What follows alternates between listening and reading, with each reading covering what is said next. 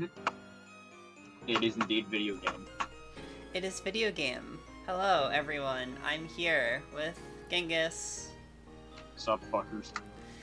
Yeah, this is proven to be one of those days, but it is almost the end of that day, and we have stream to enjoy that end of day. What do you think of stream? Maybe. It is happening. And this might be scuffed as fuck, but we don't know. It's literally happening on your screen right now, twitch.tv. It is happening. Yeah, so let me know if you confirm that. You can let me know if the audio is fucked up. I am working with a really weird setup today, so I honestly don't know what the audio sounds like compared to normal. But anyway, that doesn't matter, because we have some awesome sets coming up. Starting with Jharlembuschk versus Peachy. That is a name, and I'm not going to attempt to pronounce it. I think it's supposed to be Jharlem, actually. Oh my god, I've said it like 3 different ways, and every time he's told me it's wrong. So I've kind of just given up. Is Gengis too loud? Like, do we want me to turn Gengis down, or...? It's Gengis's audio that's being set up in a way that I'm not used to, so... Okay. So anyway, yeah, this is a really funny matchup just because both characters kind of swing really hard and like zero to death each other. So you go back and forth a lot, and it's sometimes really rough. We're gonna see how it goes here. Oh, immediate icicle parry. Very strong start, yeah. Icicle parry, very strong start. Very obvious thing to see. If you see an icicle at the very beginning of the round, you must parry it, and if you don't, then that's an issue.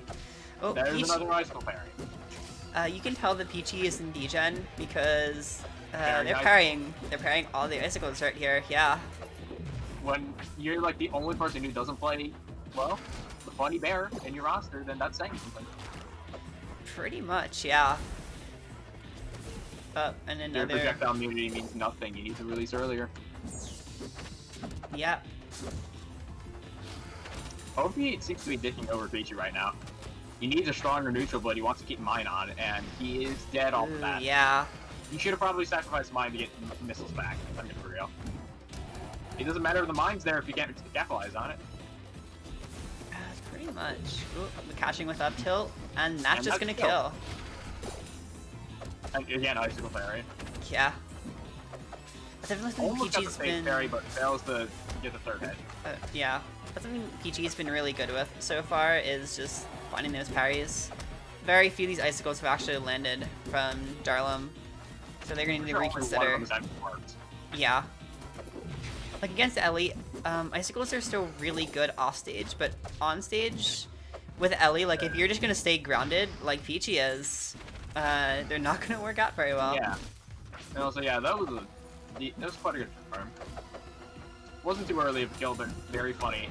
And there was also her box extension that started it. And there's a dash. My soul gone. Soul has left your body. How does it feel, Fortsborn main? I can't feel. I've given up that right long ago. Fair. Oh, all the up tilts right now. He's just letting him get up. He's just letting himself get up tilted. That's what it seems like. Just a little bit. Yeah. And the air dodge. And lives that. And this could be reverse edge guard. Forward tilts. It could be. Let's see. None of these nairs are hitting sweet spot. None of these nairs are hitting. Oh. That looked jank. Yeah, I mean... Doesn't matter though. This might be it. Peachy keeps going for the up tilts, and there goes my soul again. He's gonna pay for it. It has gone past hell. That's a Dacus. 2 Dacus kills, it looked like.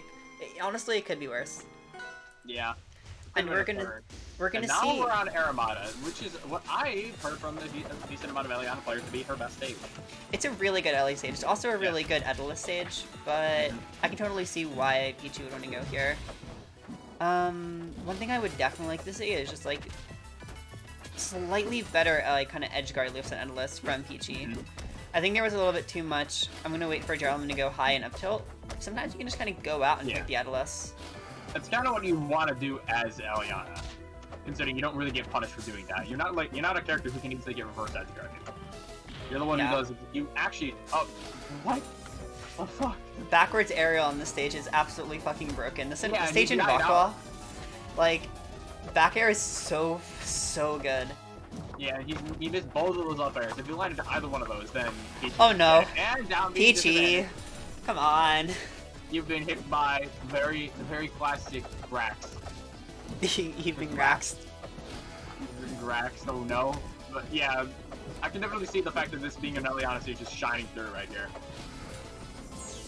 He really is showing. Considering kill percents don't matter. Yeah, I mean, literally, as you said, they don't. DI up on most moves extending angle 45 if they can switch directions. Yeah. You will guarantee to DI correctly 90% of the time unless you're facing firing. Well, you do not want to DI that throw upwards. You're guaranteed to DI it better than no DI, just not optimally. Yeah. Which is, it's a trade-off you can make in a lot of situations, I would say. Ooh, and no up tilt. Thought he had up air. And there's a kill, and there is armor. Which effectively puts it at that effectively puts it at even, but gets rid of armor, so back to losing. I do like that Peachy was trying to use the F tilt to shred the armor. That's a pretty good option for Ellie, I think. Yeah. Keeps going for these up tilts when you can be going for different options also. Yeah, like I think Peachy's a little too... Oh, wow. He held in on that up air and he gets deleted for it. That's the top tier move. But yeah, I was gonna say, I think, yeah, some of these, like, ledge traps could be going a little bit more aerial. I almost wonder if Steam... I don't know if Steam's very good for Edela specifically. It's kind of... feels like it'd be kind of iffy, but it is still something you can use. Probably be, like, one of the worst characters to use Steam on, considering the fact that it doesn't give his up B, because projectile immunity, icicles... even with it being super risky, can move them away if you're off stage or not grounded.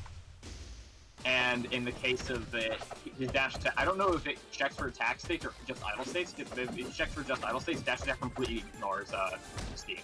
Yeah, I mean, I know things go through Steam, it's just that if you can force him to land with an aerial to get rid of Steam, that feels like could be an okay option. Putting it on platforms is going to be killer against an Edalist, but that in general would imply that the Edalist plays on platforms, which this Edalist does. Also, by the way, Brad, thank you for the resubscription with Prime. That was very gamer of you. Alright. More up airs. Believe it or not, that would really be really stupid if that landed. And that too would have been really stupid if it landed. And he proceeds to fail the Grax. He failed the Grax, and then... For Sham. I was gonna say both of them ate shit for that, but no, only one of them ate shit. Oh, but Peachy somehow able to get the power right there. Resets mine for whatever reason. Oh and no. There goes my soul once more. These stack assists have been absolutely brutal so far. Especially with Toaster in the background. Yeah. Toaster rages. The ease up, and then Eliana up air, believe it or not, is an amazing move. And people need to know that spamming it is a viable strategy. Pretty much, yeah.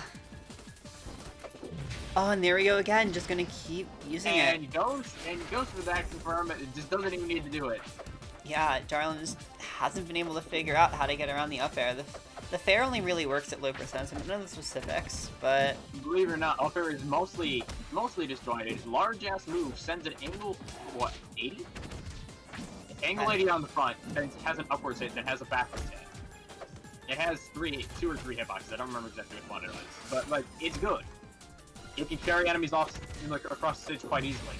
Yeah, it's a pretty good move. Missile Nair does not work at that percent. Oh, that was good. Oh yeah, by the way, Ragu, spoilers. There are 3 Ellie's in bracket. It is your day, Rag. This is only the first one. If you can believe it. I was shocked too. It seems like the armor is definitely preventing him from getting confirmed, considering he could be confirmed at this percent if it wasn't for armor. Yeah, but here we go, the F tilt. And then the F tilt just removes the entire armor. Like, you can't do shit about that. Well, if the SDI is down and intact, then you probably can. He dies on the bear anyways. With the armor, Jharlembuschk has had a really hard time actually DIing back air so far. It's gotten a lot of kills even with armor. Definitely one of those things you will probably want to keep in mind. moving on to the this is just a really good Edela stage, and I don't understand why you, in almost any situation, ever let him go to it. I don't know. The only situation I can think of that you don't want to, you can give him this stage is like if you really hate Jules Veil, because if that's the case, then you would ban Jules Veil over this. But outside of that, then you just ban this, a Fire Capital, and something else. Yeah, well, DFD. It's dependent on how the Edela plays. I'd still say Fire Capital should be a blanket ban against most Edela players.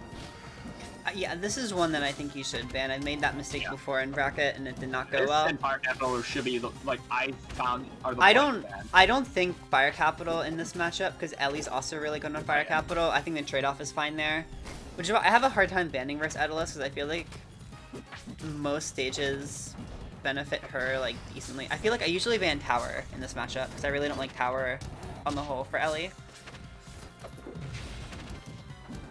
I think she's pretty bad on triplats, but I'm willing to leave Chapel open. There's not too many characters that are good on triplats. It's one of the stages that I personally find, at least from the way I play, harder to utilize because usually you want more top plats than you get from triplats. Oh, and the fair gonna kill. That is a brutal fair, but it finally killed. That's something I should say. Finally killed. 177, wasn't it 177% on a character that's floating? I did not see the percent. I just saw the scuffed the eye. High 100s. It was high 100s. And I'm pretty sure that moves angle 361, so that wasn't really scuffed the eye. That was just dead. Someone, if you're in Jack 10, you can correct me. And there's that. I mean, I don't know. I saw a down angle on the knockback, so. Yeah. Anyway, though. Just with one Dacus, and thus. Well, it wasn't just one Dacus. It was mostly an edgeguard loop that Peachy had a hard time getting out of, and then. But with this one Dacus, I will proceed to win the entire set. That is how it works. Edelis mains in a nutshell. With this one Dacus, this one trick. If you tried enough times, eventually it will work. Yeah. That was just dead. I'm pretty sure that there isn't really much that could be done there. Sometimes, yeah. Up tilt's kind of one of those wacky moves, because even if it doesn't Galaxy, a lot of the times... I mean, you might have just been dead anyway, but also, like, Ellie can still trap you after it. You really tried to go for the Grax there, and he was expecting it. Now you're getting strong attack for it. Oh my god. Again, he's avoiding all these hammers. That one was really close, though. I thought Jarlem had it for a second. He is also avoiding some of these icicles. That down. What? Funny. Armor. No, I know armor. Why didn't Peachy get hit? It seemed like the projectile pushed them away. I don't know. And there's the set. Oh, okay. Mine up there. Well. Yeah. That certainly was a way to end it. That's certainly a way to end it. Eliana. You have been Eliana. Okay. Well, I don't really think I have anything I can add to that. That was a set. Heavyweights, ladies and gentlemen, heavyweights. Mm-hmm. This is what you get. This is what you signed up for. Alright. So yeah. We actually don't have Eliana this set, if you can believe it. What? We have Ayala. Ha. You got absolutely baited, fool.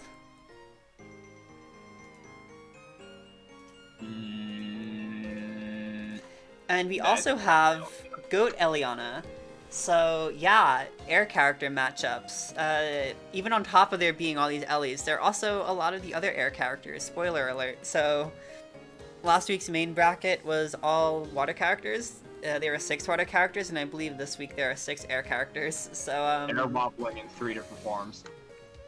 Yeah. All right. So this is another match. I think this matchup's even, but I've seen some LEs disagree. It's weird because like both characters can camp okay, but then like when they win an advantage, they just kind of outright win. And that makes it really scary because like if Apsa gets a fair in the wrong spot, you're sort of just dead. Yeah, and pretty much every matchup, if you're at the 50% threshold and you're facing an Abso who hits you with forward air, you're going to get killed in some way 90% of the time. Yeah, it makes it really scary. You have to remember that neutral DI is the way to go against it normally. Because DI in gets you murdered, and DI out gives you in the threshold that you might get sweet spot. Die. And there you go. I kind of missed it, but yeah, dies but not fair. Yeah, I've gotta... A lot of the time versus Absa in particular, I'll just like preemptively hold out on when I'm near the ground. Yeah. In case there's a up tilt or forward tilt on my landing. Yeah. Also, just a tip for people, do you know that Absa up B is a negative on hit? Yeah. Utilize that. I feel like it's really hard to utilize that, but there is ways to work around it. A lot of apps is like the panic Absa or panic tilt attack afterwards, you can parry that easily. We actually saw that Jenova do exactly that. Used up. Oh. That was unfortunate. That was a no DI. Yeah. That was another DI up. I don't know which one it was. It would have been one or the other. And you see there, negative on hit. The Sim couldn't do anything there. Oh, but the Astro. Wow. Okay. I don't. It's like you were talking about. Advantage state is the entire name of the game here. Yeah, I mean, I've never really seen up air S-strong. That's a new one. Oh, but we have more up airs. You have proceeded to do what we like to call in the business, eating shit. That game was really funny because it was just take a stock, lose advantage, lose a stock. It was one advantage state for every single stock taken. More or less, yeah. Honestly, and that's how this matchup goes. The stock trading there was just wild. The fact that was disadvantage state that didn't end in the stock being taken is weird. Twice. This is the 5th time. Okay, it may not be that way. Jenova possibly mixing up the eye a little bit better right here. And living the up air this time. He actually, especially on this stage, that's surprising. Just a little bit. Yeah. That was a really bad up tilt. Like, if he timed it a lot earlier, which he could have, it looks like he was just waiting for a reason. Did he put down the controller during that time? We do not know. And this. Oh my god! Yeah, nice roundabout missile. The brain on Jenova. His missile control is really well. Yeah, that was and then Brando. What?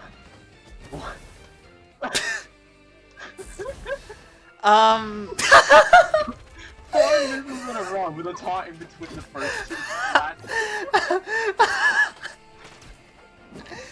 Jenova, what the hell? If that isn't the Jenova, I don't know what is. Like, holy shit. Why did he have to do this to this dude? Symphony, just parry it. It's Rocket Fist in neutral. Don't be bad. It's something you gotta look out for because if you see it, you can react to it. I think Jenova could have gone for an up tilt right there in the mine explosion, and just gotten like overheat up tilt, and then Absa might just kind of die. And Cloud. Again, this is a very similar situation. Spamming rocket missiles versus rocket fist. Sorry. Spamming Rocket Fist and then spamming Cloud and Cloud Pop. What are you supposed to do about it? You're off stage, you're holding in. Stop holding in on Cloud Pop. You're Eliana. Just a tip. Don't hold in on that if you're playing a character you can recover. It's a smart idea in general. You don't want to hold in too much if you're trying to recover unless you're at kill percent. Ooh. He held out. The missile. You held out. The missile there. I mean... Wasn't expecting it. I can definitely say that. He probably was expecting another up air. Or honestly, it could have just been like trying to drift out from the missile. Yeah, either drifting out of the missile or trying like to that's what I thought it was. Up air. It was either that or DIing for an up air. Yeah. Either way, that's gonna be game 2 going for Jenova. They were going in even here. This stage is a very nice one. So I don't know how it worked for these two characters. I only know for Forsberg. This is his second favorite stage.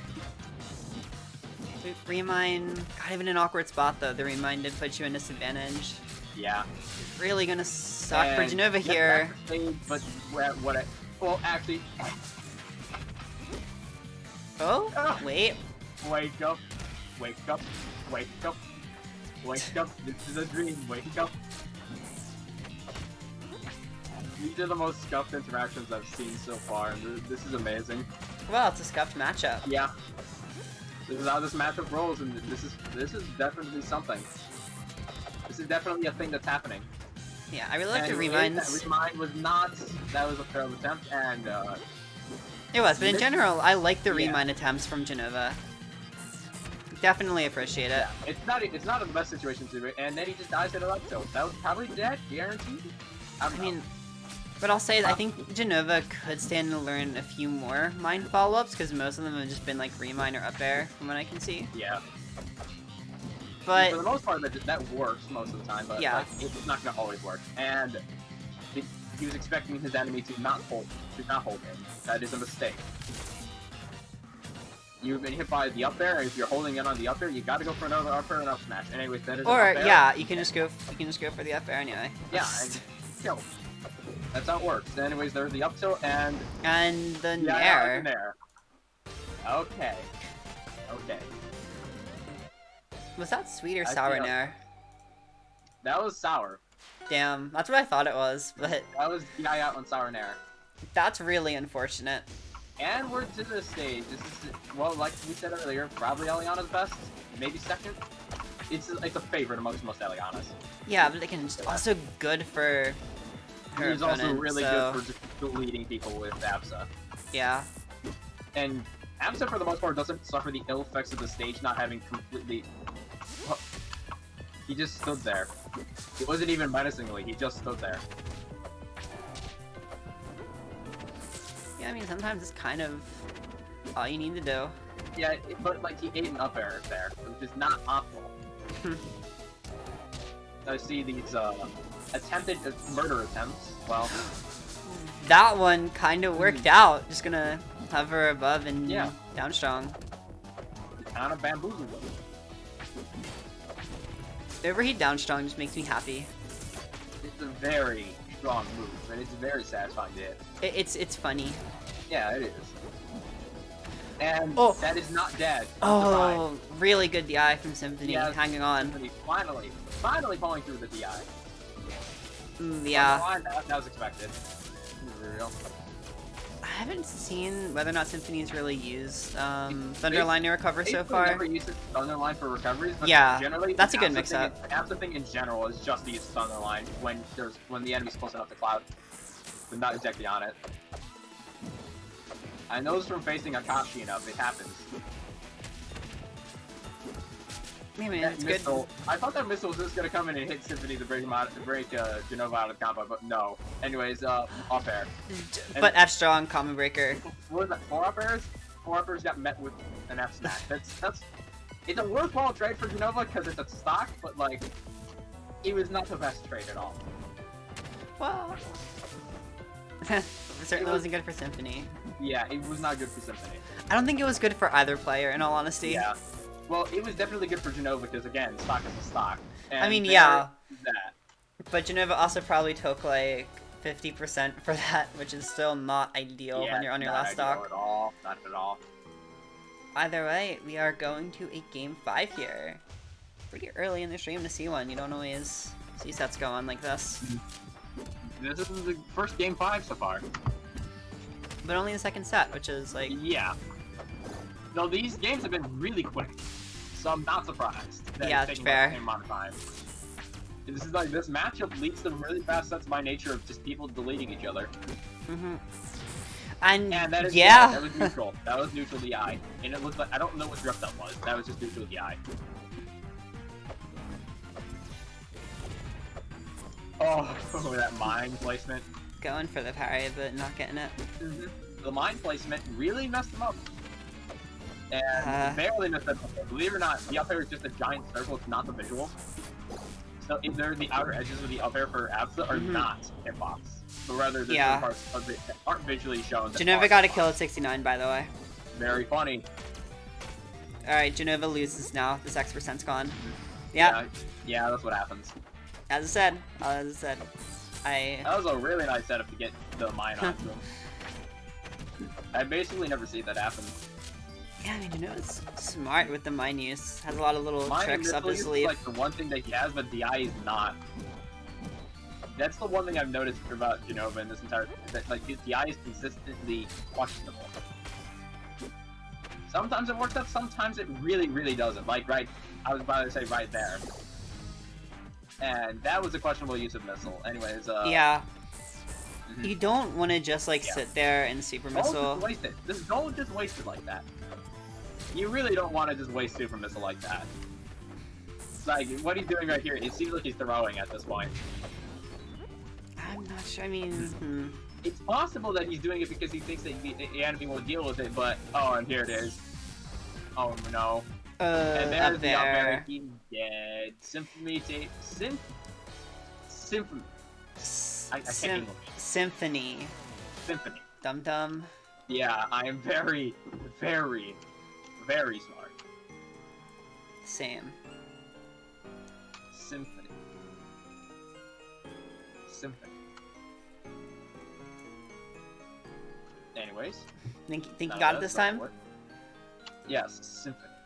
Okay, good, because you're gonna need it at least 2 more times. Symphony is still in winner's side here. And we are gonna be moving on to losers 8ths.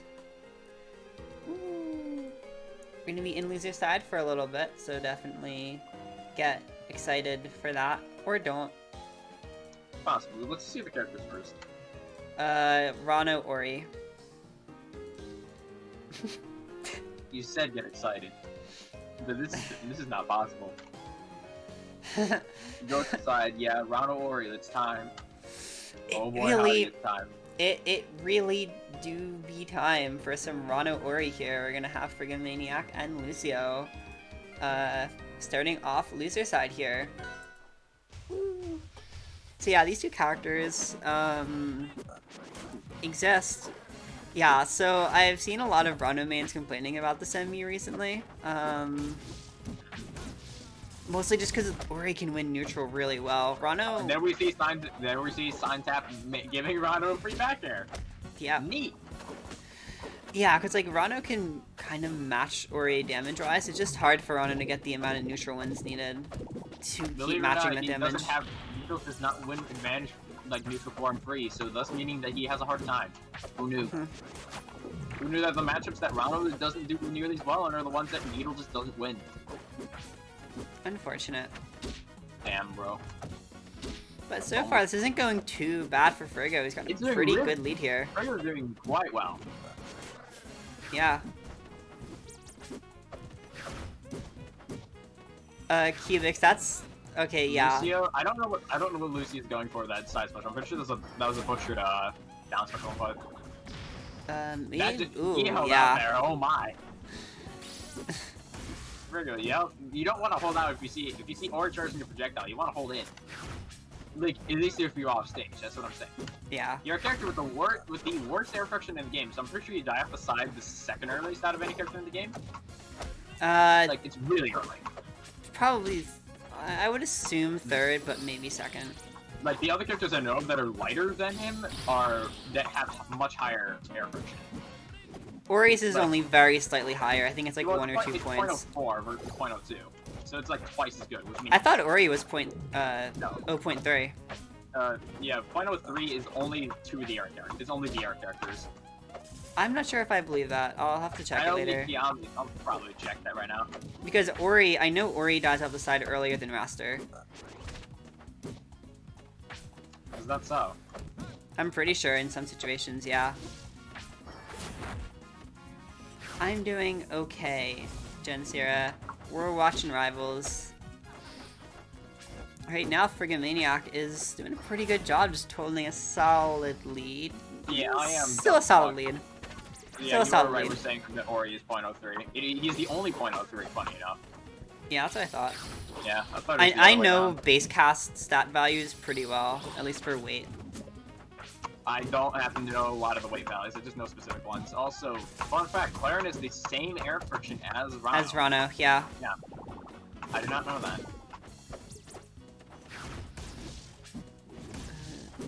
Lucio's starting to get some damage right here. Actually evening up this game, and right at the last second, too. This is looking really good for Frigo for a long time, and then kind of just fell off. If that dash was hit, that would have been game easily. Yeah, I mean, at this beyond. point, I feel like Frigo kind of just needs to sneeze on Lucio, and it's... I mean, like, a random dash to neutral could kill, like, straight up. And It should kill, yeah, on Ori, but, actually finding that hit on a character as mobile as Ori isn't going to be very easy. Again, like I said, random dash to neutral is a thing. Good tech right there from Frigo, that might save it here. One thing I'm not seeing out of Frigo right now is that he's not chasing the super jump up air. That's the thing that he could be doing. And the back air! I'm gonna drink some water to that, and you'd have to too, Gengis. Yeah. Man, Ori, am I right? Let's see some more Ori gameplay. Yeah. Just a tip though, like for other round players, chasing with super jump is a really good strategy because it sends you really fucking far up. Yeah, so like super jump nair is a really nice way to just sort of fall with the hitbox. If you want early kills, super jump up air. So yeah, super jump, even super jump fair, like all super jump aerials are really good. But yeah, definitely super jump nair if you need like easy edge guard shots. That's a really good one in some matchups. Yeah, what the hell was that back there? I'm just gonna say that was bullshit. The fact that that hit the strong hit, not the weak hit, really confuses me. This game is confusing sometimes. Yeah. Hitbox priority be like. Yeah. Alright then, seems like... Alright then, that was quite good for Frigo. It was. I feel like that might have even been intentional, because got hit into it immediately. Okay. Yeah, good. I definitely think that because of how Lucio's playing, like, he's only seeming to do F smash at ledge. He's not actually going off stage. Which That's a good you point, can yeah. as Ori. You really should, considering that up air may not be a kill move in 90% of situations, but if the enemy's off stage, you kind of threaten it. I don't know, on some level maybe. The thing is, like, you have Sign to threaten off stage without having to commit, which is a good option. And versus Rana specifically, I don't think there's a single character, except for maybe Apsa, that shouldn't go off stage. I think everyone should just go off stage and challenge Rano. Ori has the airspeed to do it. There's one other character I can think of that wouldn't want to do it, and that's because he can't really match the range. Well, Edels really wants to, considering icicles and stuff. I was gonna say, well, like, you go after icicles. Can't really match the range of stuff. You go in, like if they're right next to the ledge and then you want to get rid of them, then sure. You can go in after icicles, but I mean, you can also just spam them at ledge, and Rano's gonna have a hard time getting around with that air dodge. Yeah. There are certain characters that also really can't do much at all to Rano's recovery, like Forsburn and Zetaburn, because like they only deal with horizontals and such a lot of the time. Forsburn has the hard commit to an edge guard if he wants to get the kill. Like he gets killed stupid early off of edge guards, but like if he fails it, he gets fucked. Yeah, I feel like Rano would have the tools to turn the situations around really well. Oh, what was that? That was an unfortunate misinput, I'm guessing. I think I know what happened. He forgot to jump. Yeah, I'm guessing a jump input got ate somehow. That really sucks. That definitely looked like what would happen, considering like that was an up air. He was on platform. That would have been a free up air, but it seemed like the jump just didn't come out, so it ran off and died. That happens sometimes. Definitely not something you want. It is something you want to avoid if you can, but. And what situation does super jump aerial benefit the most? When the enemy is recovering, or when you're chasing off the certain attacks? Yeah, it's pretty much just gonna be like when you need that extra height. My. He's dead. Wow. He's just dead. He is just dead. That was a really clean start to the game there from Frigomaniac. Yeah. But yeah, back from the point of the super jump aerials, like the moves I most recommend chasing out of it would be like the main use of up tilt is to set up for chasing with super jump aerials, I'd say. And except for at like lower percents where you might get some other things off of it. Lucio. This hasn't. Just the thing, just so people know, if you want to counteract the bubble recovery like that, the main way isn't to actually hit Rano a lot of the time, but rather, considering he's gonna be inside the bubble, but rather to take the bubble from him. And since they've likely buffered another downer, they die to that downer end line. Right, there are a lot of ways you can deal with it. The two main ones are you let him hit you into bubble, or you just knock the bubble away. If he's high enough above the bubble, you can generally smack him there. Yeah. If he's fully encapsulated in the bubble, because like after a certain point that's going to be the way it is, you can't deal with it. That is, he's catching him. He's finally catching him on that, but that up smash should have positioned himself a bit to the right there. You knew he was going high, so like you want to cover that area of the platform. You can't drift past it. Rondo has the worst airspeed in the game. Yeah. In every category. And the game specifically caps it as well, so you don't really have any. Aside from needle boost, it's really hard to find an actual workaround to it. Yeah. Needle boost from what, and oh yeah, just an example of what I was saying earlier. Certain characters have a hard time dealing with that disjoint, and that factor just kills. It does. Like it does. if you don't DI it right, it just kills. It's another move, like I was saying with some of like Abs's grounded moves earlier, where I feel like you just have to be prepared for it. You have to be looking out for situations where Rano can press the funny bear button, and if you're not prepared, you're gonna die because that move is incredibly difficult to DI effectively in some situations.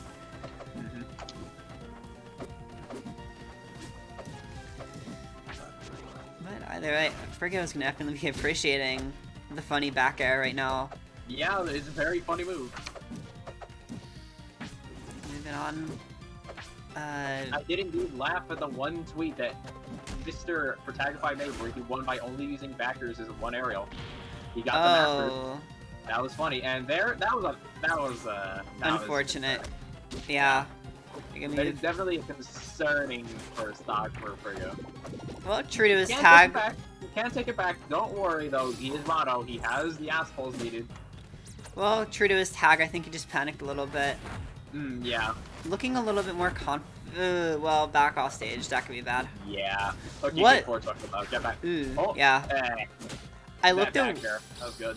I looked away for the entire tongue animation and came back, and he was just on the other side of the stage. I was gonna freak out.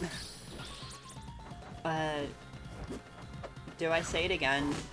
It's getting really tiresome for commentators to point out down strong nerf. They need to stop doing it. My, wow, down strong nerf. Wow, how amazing, wow. Nerfed move, lol. Oh. Yeah. Is that? Okay, it's not really. He's not dead. He's okay. That quarter was decent. Like he could have gone for something else that might have put Lucio in a worse position. No, I think that was really smart. Yeah. Because it was a good idea to use an aerial, but like there could have been another aerial that would have forced Lucio to recover alongside him. So like it could have given him like a near free to get back to stage. Right, but down air also will keep him in around the same spot. Yeah. Which is why I think that was probably the best. Like forward was a really good option to just panic too. I thought that was down air. Like down air, forward air. Okay. He forward air to get him back to force Lucio off of him. Gotcha. Yeah. That's what I was referring to. Like he could have used a different move to get him into a worse position there. Other than that, if he landed to the spike of Ooh. Good timing. And before I even realized it, Frigomaniac taking it 3-1. Yeah, timed it perfectly with the bubble popping. Alright, well, we had our break from Ellie Hell. You ready for more? Going back? Yeah. Are you ready for Ellie and Bird Ellie? Time for air wobbling but larger. Basically, yeah. We're gonna be having Invy versus AuroKT. So this is Invy's first time in Rivals Recess. Going up to Inter for their debut tournament. If I can find not a bad placement to start for Rivals Recess. Oh yeah. Oh right. That's right. They use a default skin. Woo. Don't panic. Gonna win the set tomorrow? We don't know. No, I asked. They use the default. If I can just. Who's gonna win the set? We never know. Who knows who wins it live? Right. Yeah, I didn't put it in yet. That's why I can't find it. Funny. Huh. It really makes you think, right? Yeah. We certainly do live in a society.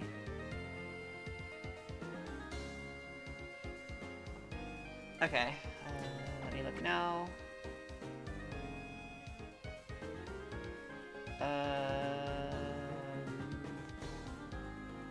Well, it accidentally starts something that I didn't want to start, but that's okay. I think it's fine. They don't matter. Oh, and Ara isn't even using the custom Lamau. Okay, well that's funny. He's just using Bradshaw. I joined Windows Discord, and that was the biggest mistake of my life if I ever wanted to enjoy not Bradshaw. That Oh, it's okay, Ara. I'm just a little thrown off. But yeah. Sometimes mistakes... This seems like game 2. It does seem like game 2, doesn't it? Yeah, this is game 2. Well, I'm sorry that I just saw a starter stage and assumed it was game 1. Yeah, Tisk, this tisk. is game 1. And there we go, the start. It's very similar starts to both games, funny enough. Slipstream, get enemy off stage, don't cap. Yeah, I mean, Slipstream is a really good tool for Raster. A lot of the time you Yeah, kind of just want to get it out really, there. Yeah, getting it out there is really good, and Oro is doing the smart thing and not throwing it at the enemy. Just to have Slipstream up. You want to have Slipstream up. You don't need it for the projectile, you want it mainly for the, you know, the speed. Projectile's an added bonus. Yeah. I feel like the So projectile sometimes can be... the added bonus is a deficit if you try to use it offensively. I feel like it kind of depends. A lot of time it can like throw the opponent off, take them out of an attack they were going to try to do. The and reason like... why I say that though is because like you can smack it out of the air to break it. Oh and yeah. Slipstream and parrying it, but like that requires the enemy be waiting for it. Ooh, during And the Oro wall jump early. Yeah, you used it up air in a situation where you probably should have just used your special to get back on the stage. Also, for those of you who don't know about Raster, like his neutral special and up special usually have really high land, but if you're using neutral special, if you end the move while grounded from an aerial to grounded state, then you will have to deal with, you know, no grapple. Also, that was really questionable. It was just kind of unfortunate from both sides, yeah. Yeah, he kind of just died because he got into overheat at the worst time possible. Looked like he tried to hover up, but he just had overheat on, so. Right. That was nearly dead, but the 20% is gone. It's gone. 20% saved them. It saved them. I think, possibly. Aro should not be allowed to win this game. Yeah, in this situation though, what he did there, you could have substituted that up special for a neutral special, and you could have gotten back on the stage safer. Though it did not matter considering he got away with that anyways. This is a later tip. Dodging out the Almost clap. let that happen. Almost. Not actually. Yeah. If there's one thing I'd be kind of disappointed in for Oro is if he doesn't land at least one honk in this entire set. Just one. We'll see, we'll see.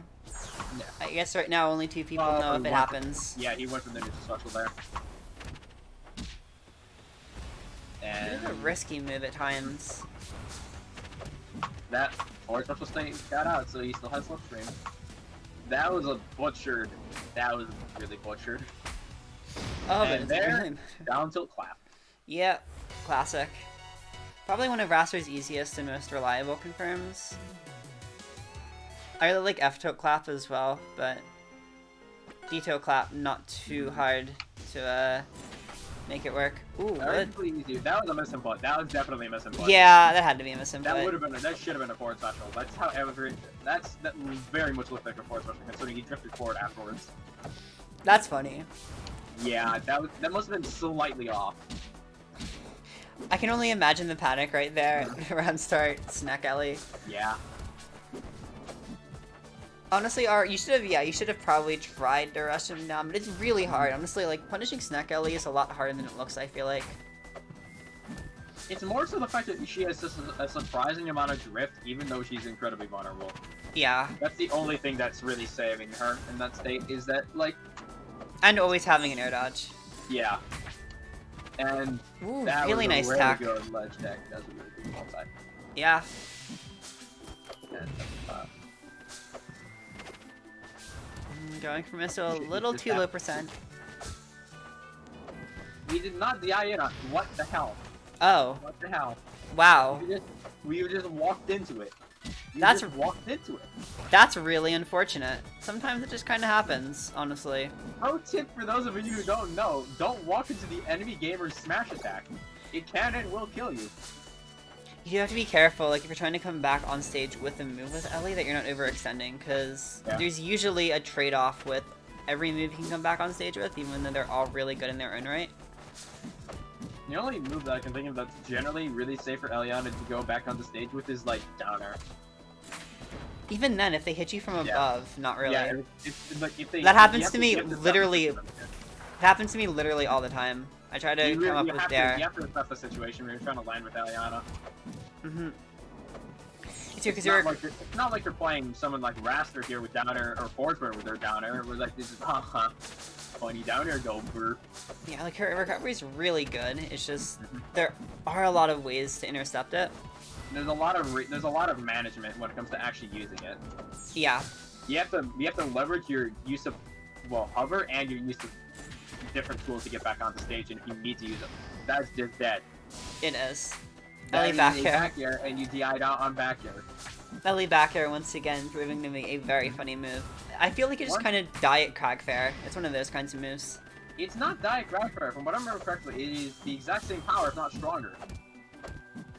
Like knockback wise, it's weaker damage wise. Maybe on the sweet hit, yeah. I'm not exactly sure. On the sweet hit, it's about the same power as that. I'm pretty sure it's the same power as old Orcane back there. Nice. He's very nice. Yeah. He's just dead again.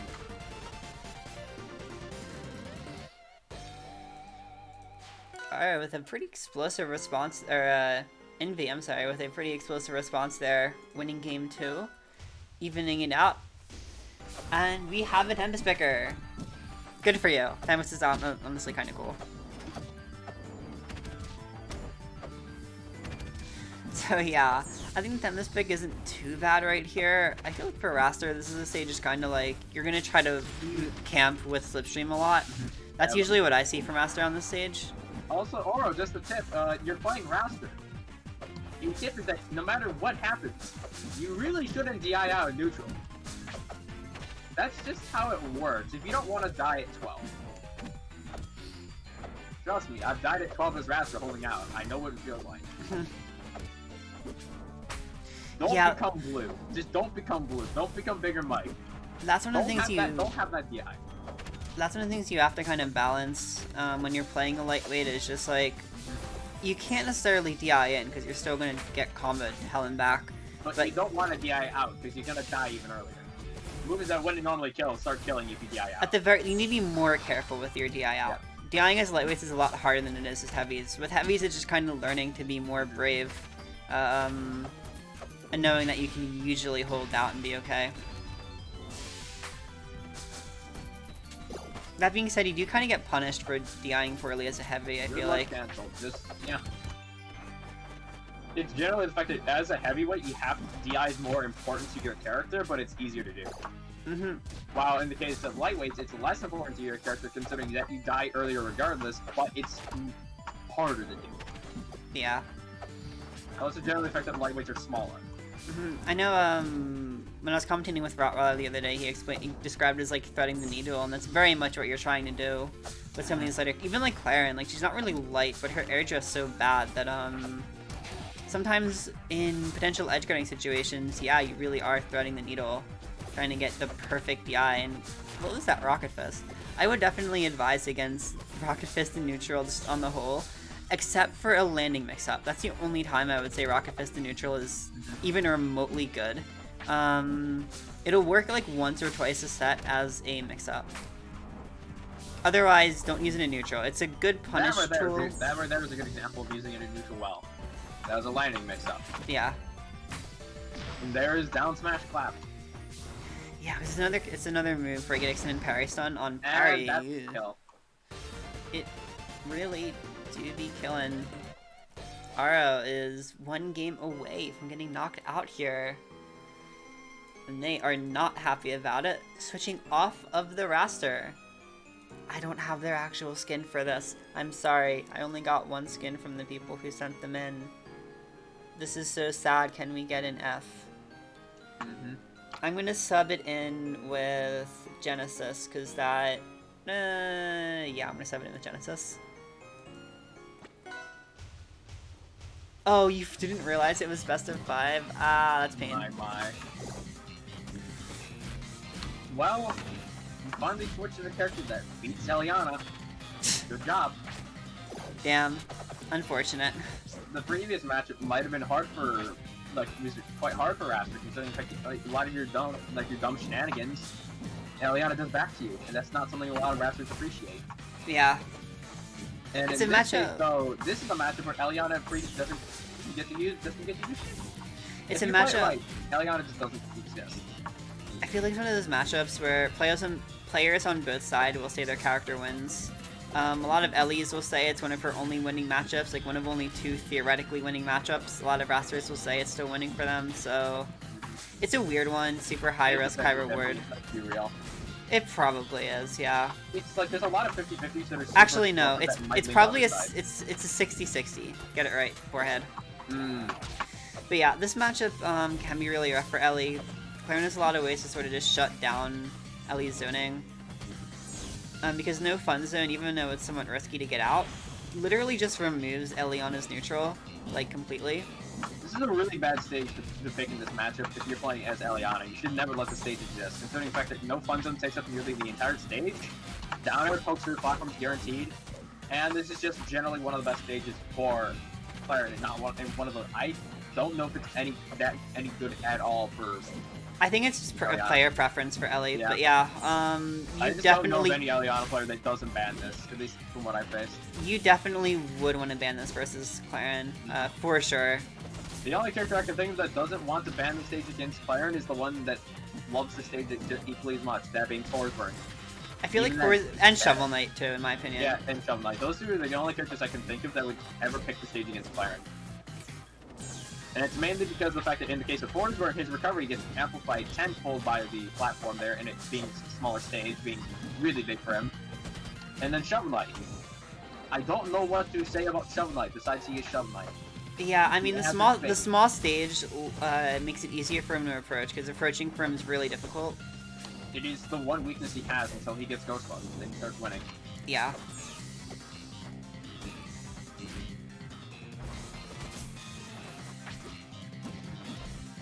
I was getting a lot of these Tipper and Naris, but I feel like not a lot of them have been able, like, in good positions. I think it's kind of been one of the major issues is, like, if Claren doesn't get her neutral win in a great spot, it just doesn't. That works. Doesn't Yeah, right out of it. it's that was a good spot. It's extra hard to capitalize off of it. But yeah, at the very end there, it does work out. A lot of the times, it's just barely working out for RR, I feel like, with these stocks. And ultimately, it's been difficult for Invy to start winning neutral again. Yeah. Because Invy has to win neutral more against a character like Claren. It's not like Raptor where one neutral win can get you an entire stock. This is a character where you have to take at least 2. Sad hours. Man. I can't believe Shame. it. Yeah. Absolutely horrendous. And there we go, no fun zone. This is another stage. Well, It's like, it's good for Eliana if you kill off the top constantly. This is a good Ellie stage. I'm hard-pressed to say I would pick it versus Claren. Maybe not ban it, but I wouldn't pick it either, I don't think. I'm not sure though. We'll see if Invy's able to make it work out. It's definitely risky because Claren's really good at abusing the platforms, both in disadvantage and advantage. Yeah, it's the same reason why you ban Treetop against Claren. The platforms are just super advantageous for the character. Yeah. Slight lead for Aura right now. Yeah. Aura's really getting the lead now. It turns out switching off of Raptor gives them the win. Who knew that Raptor was indeed the worst character in Rivals of Aether? It might right here. We're gonna see. Double missile as to be expected. Just all the missiles. And Aro about to lap in percent right here. A little slow on the trigger, but yeah, it was a bit late in there, and he's not living now. Yeah. He probably might have lived if he reversed it. He could have barely gotten on. I'm not sure. Maybe. Like but... there's a tiny chance that he could. No, I would not bank on it. And there's a parry. I would say, okay, when you get a parry with overheat, I would say up tilt should probably be your go-to option. Like mine if you're not overheated and if you're overheated up tilt, like that's easy. Unless the enemy's already at kill percent, then you just, or even then up tilt. Up tilt will still kill us, so yeah, it doesn't really matter. Yeah, it's like up tilt. It's really good. If you're not in the position for up tilt, then you can still try to go for like D tilt or just F strong or whatever. Like you can go for a less good option. If you're not in the position for up tilt, then you'd be in the position for up strong. Well, I was gonna say F strong. Yeah, I was gonna, like, in that position, in that English. In that case, though, wouldn't that kill nearly about the same This percent is as Uphill? a little questionable. I think from Envy, just throwing out all of the Rocket Fest to go into Overheat, you don't really want to be in Overheat when you're playing neutral for the most part. It is really not a good idea at all. Like, in this situation, you want to get rid of Overheat as fast as possible in a logical way. And it's weird, because it feels like Envy kind of recognizes that when you do, like, a lot of these ejects. But Envy's also putting themselves into neutral, into Overheat here most of the time. Good DI, and that was a good air dodge, and will he... Oh. No. He's fishing for it, he's fishing for it. This is last stock game 5 right here, so really isn't... which is exactly what you should do as player, and that she's really not that good at... And there's the kill. Yeah. I was going to say that she's really not that good at approaching, considering the fact that, you know, really predictable approaches, and if you just step out of the way, really hard punishing when it comes to... Yeah, I can't English. I'm going to say is that she has really high end lag on most of her arrows. Yeah, that's the archetype. Yeah, it's really easy to punish her approaches, and that's the reason why you need to bait them out. That's how Eliana wins this matchup. It's you have to bait out approaches. But there it is. There's the set.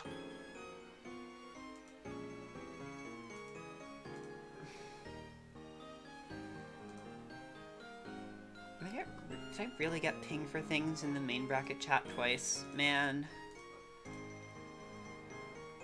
People. Please. Okay, I need to go grab the next set, which is going to be Jharlembuschk versus Frigomaniac. This bracket is, this top 8 is literally 6 water character. Wait, no. I can't count, can I? Can you? No, apparently I can't. Hold up. 5 air characters, 2 water characters, and 6 air characters. You know what? I don't know where Ori really goes, but Ori is certainly a character. I think many would say, I feel like a combination for the crossover characters. They're both like a combination of air and water characters.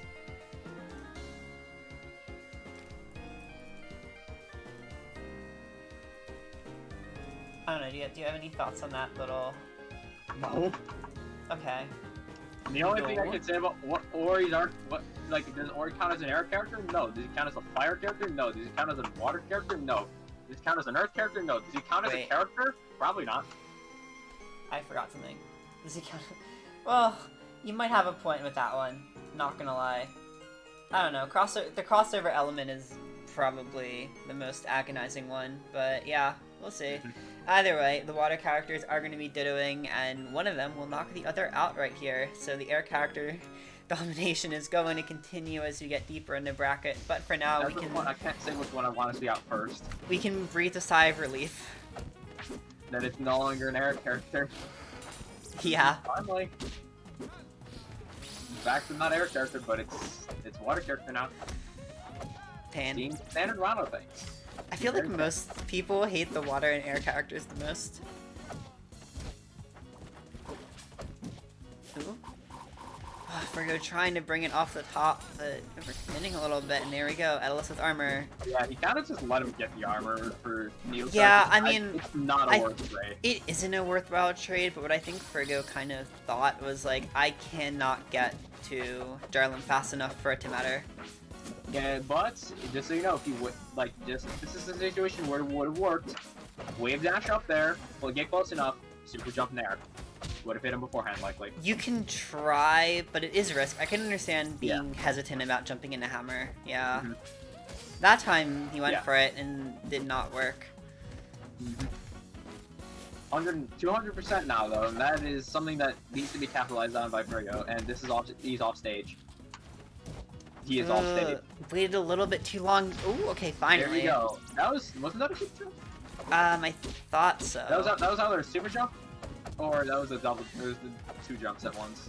Remember? Anyway, that was a 3-dash attack. That is a lightweight. I don't even know what to call that at this point. This is just you do want to be careful about DIing out on dash attack at low percents. That leads into another dash attack. So you generally want to hold in and just eat the aerial. There is the Dacus. Yeah. And Jharlem getting a stock off right here. Good. Here's a tip. You're neutral, or you're in advantage state. You know what's not a good idea? Tongue. Like in the middle of your combo, most of the time tongue won't work out. If you're neutral, most of the time tongue might work out if your enemy's bad enough, but don't bank on it. Where you want to use it is parry punish, which is also technically advantage, but please be quiet on that. I'm saying, like, in the middle of a combo, you don't want to use... It's really good for recovery. Ooh. And that was just wrong. That was ridiculously bold. This is exactly what happens when you use Dacus on me. I use Dacus on you. Yeah. Eye for an eye. Pretty much. That could have been in depth if that offer landed. Here we go. Tongue parry punish. Not the best. Anyway, Try to remember, you can't really do just like bubble in the tongue. The game is, you can't be in a bubble like within a second after you were last in one. Yeah. So, you gotta be careful about those resets. I've had it happen to me before and I was completely stunned because I didn't know about it. Oh, Needle Storm? Okay. They did a lot of damage. That was like a solid 15-20% now. Because of poison attacks, it's definitely 20% or more. Yeah, the poison attacks definitely are helping out here. Because Jharlem's pushing. That's the one. Oh, and that's just, again, broad Dacus. Just like the one thing. Code Cracker. Yeah, Code Cracker. Like in this matchup, though, because of how poison stacks works, armor becomes less and less effective against Rano than most characters because of that feature. And we're seeing a switch to the champion Rano. We are. Thank you for pointing that out because I was not paying attention. Also, Jharlem, this is incredibly bold. What are you doing picking Tropical Pond as Edalus? This is not a good character. This is not a good stage for this character, and for most characters, this is just not a good stage. I don't know of many characters who actually really like this stage. I know a handful who do, but Edalus is absolutely not one of them. A lot of characters like their stage control, and what does this stage not promote? Stage control. It is entirely platform play. Yeah, this is not a great one for Edda, so... The only combo I'd ever see is if your entire playstyle banks around flat drop nair, or flat drop fair. Even then, with stage control being difficult, it's hard to actually get up ice, and without ice, it's still going to be hard to do virtually anything as Edalus. That's it. He keeps hitting with these jabs and, like, Jharlem. It's either Jharlem or... I don't even know how to pronounce JH in this situation. Me neither. Like I said, I've tried like 3 different ways and gotten told it was wrong 2 or 3 different times. Jharlem or Harlem? I don't know. Literally, I could not tell you. I'm sorry. Yeah. It's fine. So, I'm just assuming Jar. Yeah. I don't know what Frigo's going for right now. You're doing all these fancy techs, but here's the thing. Fancy tech and fancy movement does not matter if you're losing. Stop losing. That's what you want to do. That's the point of this game, is to stop losing and keep winning. Well, more accurately, the tech isn't really mattering if you're not using it in the best positions. I'm seeing a lot of needle boosts, which are like cool, but not a lot of these needle boosts are actually hitting. Yeah, here's the thing. If you want to practice this, do this in friendlies. That's completely fine. This is bracket. You don't want to do these dumb things in bracket. If you're doing this in friendlies, fine. That's really good. You're practicing it. That's good. This is not the best place to practice it in bracket. You have something that actually kind of looks. I'm pretty sure Frigo has practiced it in friendlies. It's just a matter of now ironing out that usage. It's habit now. Yeah. That just killed him through it. Jharlem's ace stock up right now. So a bit of a reversal from the last game, even with the wonky stage pick. It might be because Frigo's just not used to this stage. Maybe. I think this is a good Rano stage, personally. I think it's a really good Rano stage. This is one of Rano's best stages, but I don't know of many Ranos who actually really like this stage. Because, like, out of the one Rano playstyle it promotes is flat drops. Yeah. And I don't know of too many Ranos who really play the character for flat drops. I play the character for flat drops. This is the one, and that is a good setup. Again, Frigo has one thing that's really good about him. It's that he knows the timing for bubble pop. So he knows when to up smash. He seems to get to like near frame 1 every time.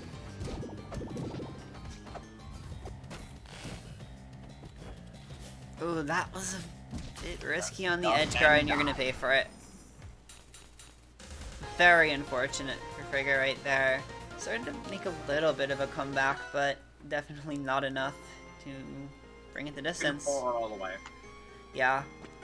And we're going to another tri-plat game 3. I found it interesting. If Chaffle wasn't working out too much for Frigo, what does he want to gain from tower right here? Ooh. Oh, if that was a fair, I wonder if that could have sweet spotted. I don't know who the stage is better for in this situation. Like, Rano's like the stage and I'll just assume it's even. Yeah. Right now, Frigo's showing that on this stage in particular, confidence on... Oh, well... Okay, not fully confident on platforms, but a little bit more confident on platforms. I'm not sure why the plat drop was right there. Okay. Yeah, I think right now Frigo's just trying to get damage up really fast. I feel like what Frigo's strategy right now is to get as much damage so he can raw kill him through armor so he doesn't have to worry about it. But then he just dies in there. So, yeah. It really does seem like he's prioritizing damage at this point to get rid of armor. I mean, that makes sense, because, like, yeah, armor good. A parry will nullify that, though. It kind of gives you an easy way out. If you're playing predictably enough, then you don't really have to worry about doing enough damage to break armor, but rather getting the parry to break armor. Right. If the enemy's playing predictably enough. That was a weird tongue animation. Looked like Jharlembuschk. Yeah, that's funny. I'm pretty sure that's because of the fact that it both hit the enemy and the floor at the exact same time. That happens. Yeah, I don't know why, but that's just the case. Frigo forced to do the bubble recovery. I don't really understand what Jharlem was going for there. I think like, you see the bubble there, then why don't you hit him with, like, I don't know. You went for the spike, which is good, but then you hit the up B spike. If you landed that up B spike, then that would have been amazing. That would be true. Yeah, that would have been a read and a half. That would have been really funny. But unfortunately, it doesn't really fully commit to it. Ooh, I thought right there, Jharlem just wanted the Dacus. That might have killed. Also, one thing I'm seeing from Frigo a lot is that he's immediately doing up B down, the up B dive into jump cancel on that.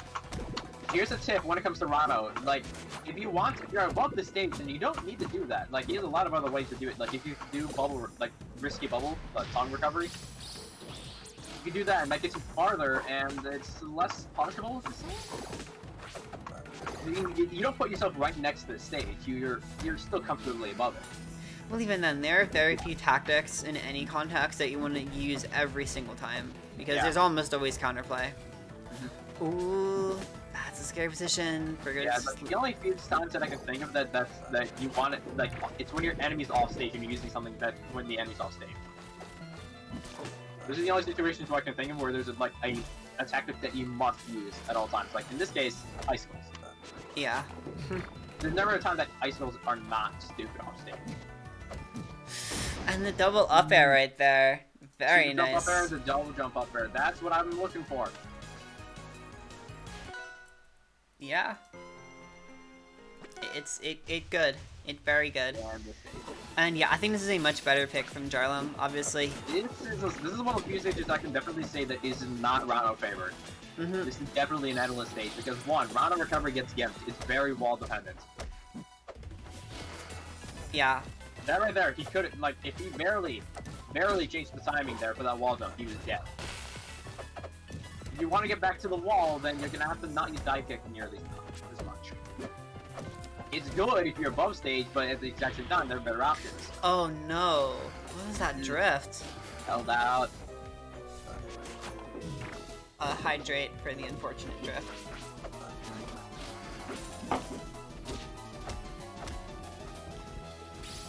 Forbidden chalky milk? I don't have chalky milk on. Wait. What's the forbidden chalky milk? I'm scared. What is it? I don't know. That's why I'm asking. Dude, what is it? Yelm, tell me. What is it? Now... We've completely forgotten about the match. Anyways. We have. Yeah, enemy's off stage. Bubble. Jesus Christ. This is a really strong lead. What is it with the... Okay, It is. Like this is what we like to call subverting expectations. The stages that are normally really good for the one character seem to be the other person's winning. God, I really It's hate. happening with Triple, and it's happening with this stage too. I really These are hate. not even stages. These are really favored towards one character. I really hate when directors just write the exact opposite thing and expect it to happen to subvert expectations. Man, it's such a cheap tactic. Yeah. It really is, but this is like a genuine shock. It don't Yeah, understand why it's working. it is. Virgo might just have the download right now, finally feeling a bit more comfortable with fighting Jharlem, so the stage pick doesn't really matter too much. Jharlem's just gonna be suffering regardless. It's hard to say Atlas is ever truly down and out of it, but this is a really big lead right here from Frigomaniac.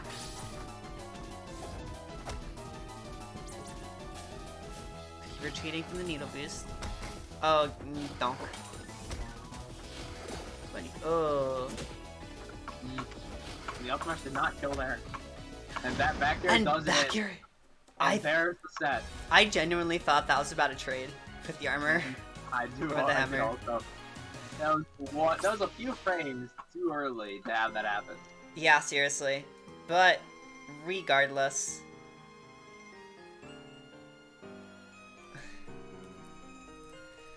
Yeah, Frigomaniac to be moving on to the Lucio semifinals. We'll be seeing that set in a little bit.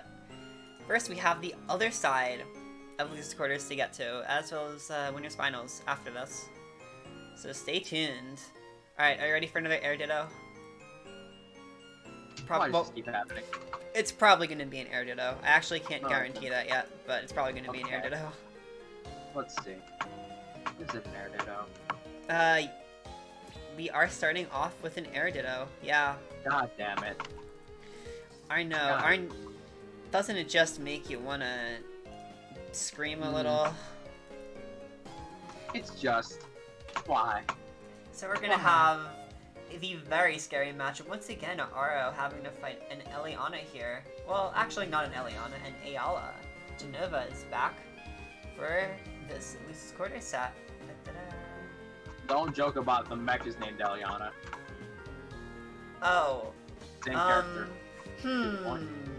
Really makes you think, doesn't it? Yeah, the snake in it just called Snack.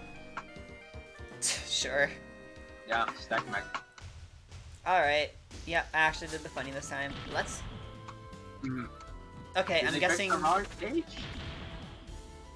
What's going on? I'm What's assuming going there on? was... What's going on? I'm assuming there was just a disconnect. Oh yeah, I guess they had to restart the game. No, it 'cause- was not working. Oh. Last guys. Yeah, so they just restarted the game. It happens. Mm. A one-stock game. I appreciate the boldness right here from... Well, this is definitely going to be more interesting than watching 3 stocks of this.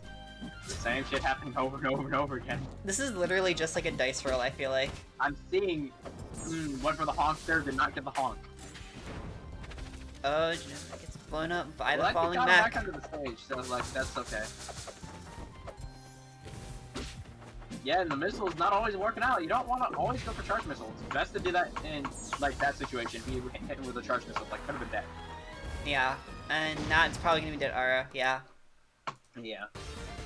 that's unfortunate. Raster, Fast Bottom- smash in the fucking west. bottom one character.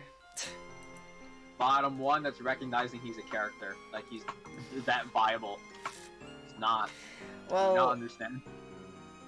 I guess. Alright, so... Can my brain please work? There we go. So yeah, last time the Clarion counterpick was working out for Aro, and they're trying to make Might it work again. Likely will. We'll see, we'll see.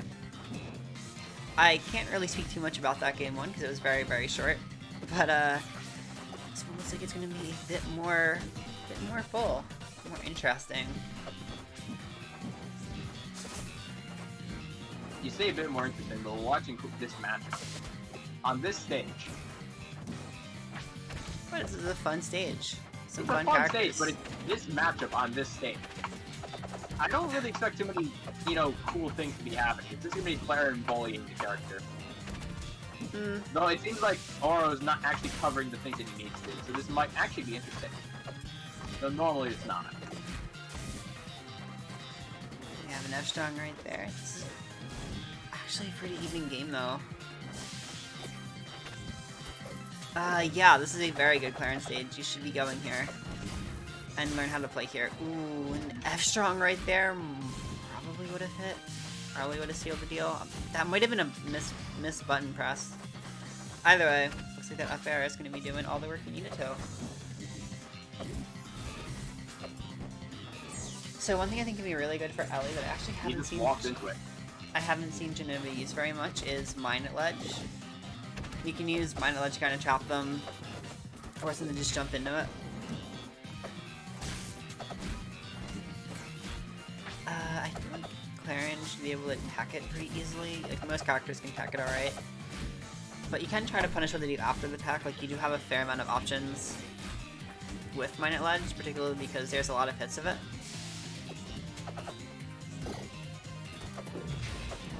Yeah, nice turnaround right there.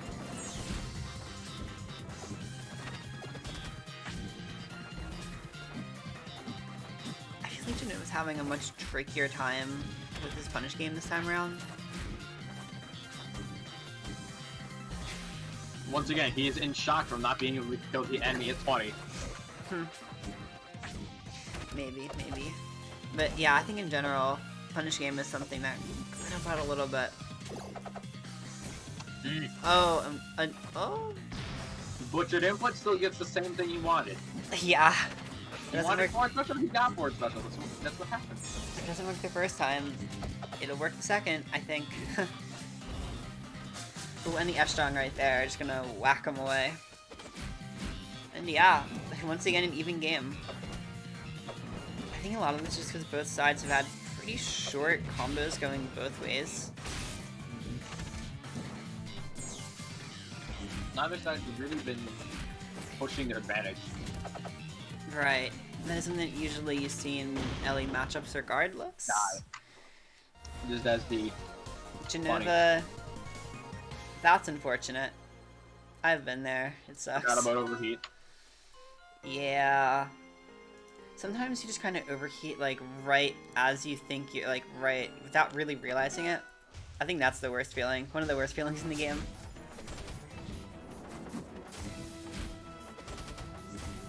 And once again, These are the exact same two stages that we had the previous time. Yeah. In this exact matchup.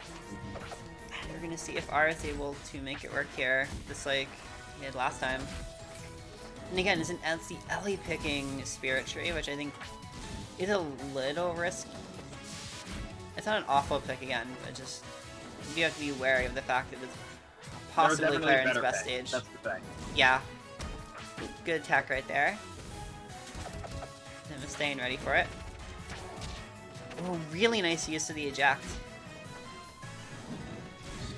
Bringing Ara right back to you. That's pain. Hurtbox extensions are pain. That was indeed a temper. I don't think Jenova would have gotten hit by that if it weren't for the back air. So it's just like kind of sag. And that's gonna be a parry near ledge and the missile. Galaxy Doesn't even need the follow up. Finally, the first time. It's not the first time this entire viewing that we had in Missile Galaxy. That's long enough. Maybe. Also, Aro, back air up strong. You should learn that. It's really strong. Because you had a back air right there and you didn't really do much off of it. I think in up strong, if Jenova DI'd in, or didn't DI, that would have just outright killed.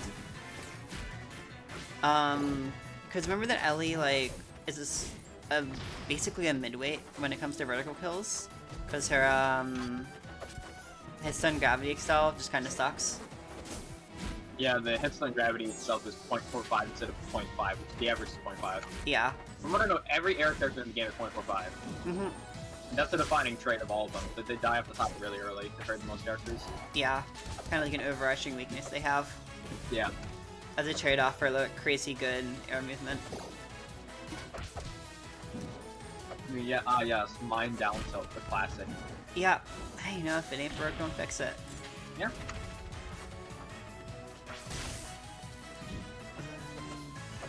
DI there from Jenova.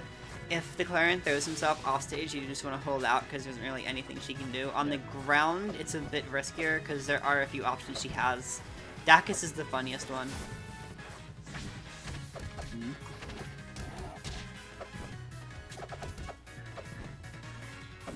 Jenova just trying to push this offstage situation, but the pee-pee-poo-poo not killing. Oh, Ara, you should, with Clarion, you should also learn side parries, because they're pretty easy for Clarion. Jenova DI'd that same thing, like, hard in twice. Expecting him to throw forward? Like, possibly. Clarence don't do that. Like, unless they're good, then they don't do that. I've seen that. It's just like common to do back throw. Yeah, most people don't expect the back throw, and I mean, thankfully Jenova did it twice. Once again, Ara wins on Spirit Tree. That's all as the prophecy foretold, I guess. And now this stage. This is the first stage that Jenova's pick that isn't advantageous to Clarence, really. Well, it's also only in the second stage Jenova's pick, but yeah, I think this is a better pick compared to Spirit Tree, for sure. No, that doesn't mean that it's an amazing pick, but it's better than the previous two. This one's up to preference. Previous one, but yeah. Well, just previous two stages in general that he had to deal with. Oh yeah, that's fair. You don't want to really deal with either in this matchup. Yeah, Ara's going through. I mean, you already mentioned it, but Ara's going for back throw almost every single time, and Jenova just keep holding in. And the F strong. Jump in F strong is something that I feel like should not work nearly as well as it does. Wow. But it just does. It just does. It just does. That's very true.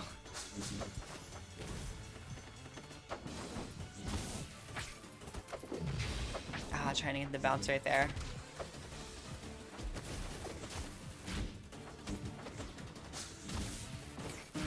Right, there we go. And yeah, Jenova... Jenova's just hard holding out in every situation. Yeah, just expecting the forward throw every time. Yeah. Once again. Not a good thing to do. I'm pretty sure you are able to react to grab to DI, though I'm not sure how feasible that is online. Not sure if that's possible online, though. Yeah, I've been told it is, but I cannot do it for the life of me, so... There was probably even insane reaction time.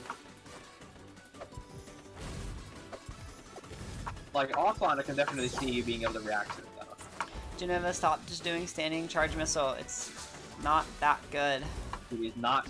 The only time it's good is if they're deep off stage, and pretty much their only options are going to be to drift into it.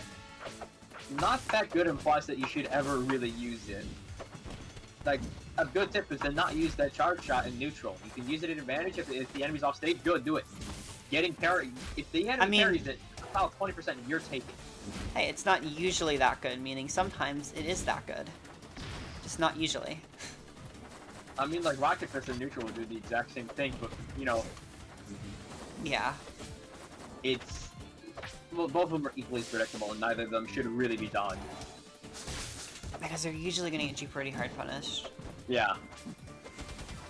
I surprisingly haven't seen very many people parry Rocket Fist tonight, but it's not a super difficult parry. Yeah, it's really easy to react to. Yeah, with a tiny bit of practice, it's not too bad. You just need to know the timing. No real, like, tricks with sliding or anything, like a lot of the other extended parry stone moves. So no, like, funny DI, just time it right. That's the kill. It is going to be the kill. We're going to a game 5 right here. I think that's Jenova's second game 5. So, really testing the endurance here in top 8. Gates is a really good stage for, well, Clarence. I don't know about Eliana, but this is a good Clarence stage. And I always thought it was a kind of mediocre Clarence stage, but I like it for Ellie, because the blast zones make her extra tanky and extra hard to kill. Flat layouts is good for Clarence. It's alright for Clarence. Probably a little better for her than some other characters, but... Yeah. I think the high vertical ceiling, gimping some of her kills, is a little unfortunate sometimes. It really depends. Like, I personally think Gates is really good for a lot of the heavy characters. And some, like, I guess sort of heavy adjacent characters. I know it's really good for fours. And yeah, it's probably good for AuroKT I know too. that's really good for fours, but I've never been able to enjoy this stage that much as fours burn. Yeah, I mean... It's the lack of top flats. That's probably what's... Lack of top flats and the fact that I really don't like moving flats in general. It might just be because the plat height's weird. You have to know how to use the plat height on the stage. In this case, the plat height makes it to the point where up till only the last hit. So with fours burn, and that's that really sucks for me. That's a little weird, yeah. Yeah, only the last hit. One thing I will say that I think is really good on this stage that I don't know if I've seen Jenova use too much is plat drop nair. Ellie plat drop nair is pretty good. Yeah. Like, I think... What I remember though, like in this scenario, the reason why this stage was good for Clarence is that it's good for setting up for up smash the first one, what I remember. You have a really good, like, plat drop back there in the up smash thing. I feel like that's more of a Gates thing. Or, not a... No, I mean, Hideout. Yeah. Hideout has perfectly spaced platforms for tipper up strong. So I don't know if you're confusing with that. That's not what I'm saying. I'm saying this stage is really good for getting the setups for it. Maybe? Not sure. Like the flat height being slightly higher, it gives you more room for error from like neutral air and back air. So like that gives you better smash performance.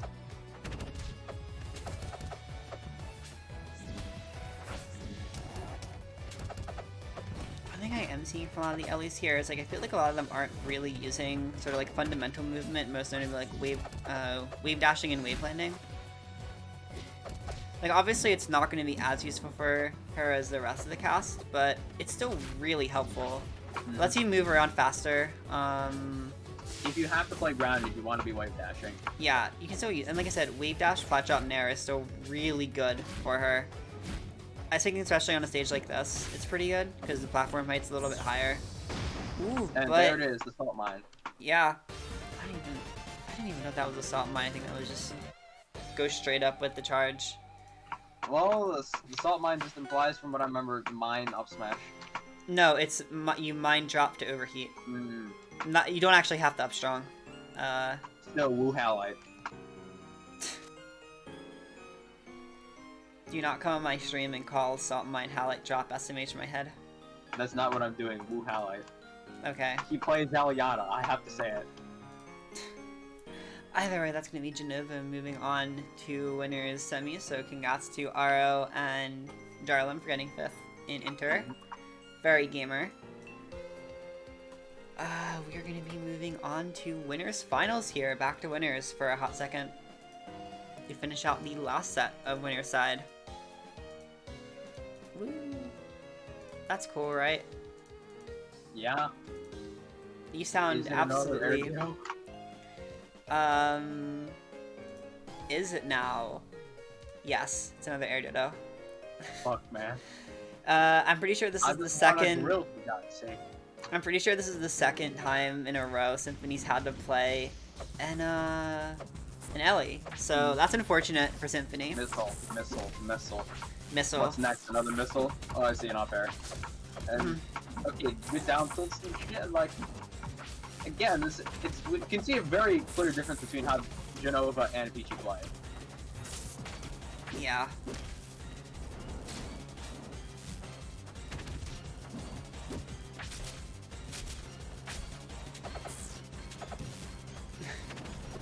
Forget this is one of the really long sets, so I think Symphony's set with Jenova is really fast.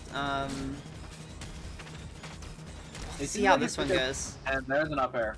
Yep, there's an up air. Control of the lead. With the drill at ledge, that's a really good tool for stuffing on opposite in general. If you have any lingering hits or disjoints, that's going to beat opposite recovery pretty easily, and right there you have both of them. So, Peachy making good use of that. Crouch down from that, but just didn't get punished. Yeah. I think Peachy's relying a little too much on F-Shot right now. I'm seeing a lot of them, and Symphony is running into some of them, but definitely not all of them, and you don't want to leave yourself too open. But yeah, I honestly think is fairly good for Ellie. But up air is going to be really good for Absa.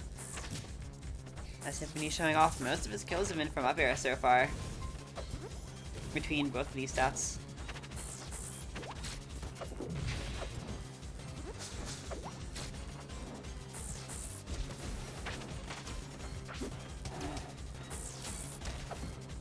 He's trying to dip around, not getting hit too much right here, and just holding on to the stock. Really good DI from Peachy, not gonna die to that. But it's close. Ooh, wait, back air? Yeah. Just died. When you die, where's your god? Commit kill. Yeah, people don't really slide parry in general at this level very much. Alright, so unfortunately, like, once again, don't have the skin. In the case of Peachy, like, when you're playing Eliana, though, your slide parry is much worse than everybody else in the cast. Because you have a higher ground friction than everybody else in the cast. So the slide parry itself has a much shorter distance.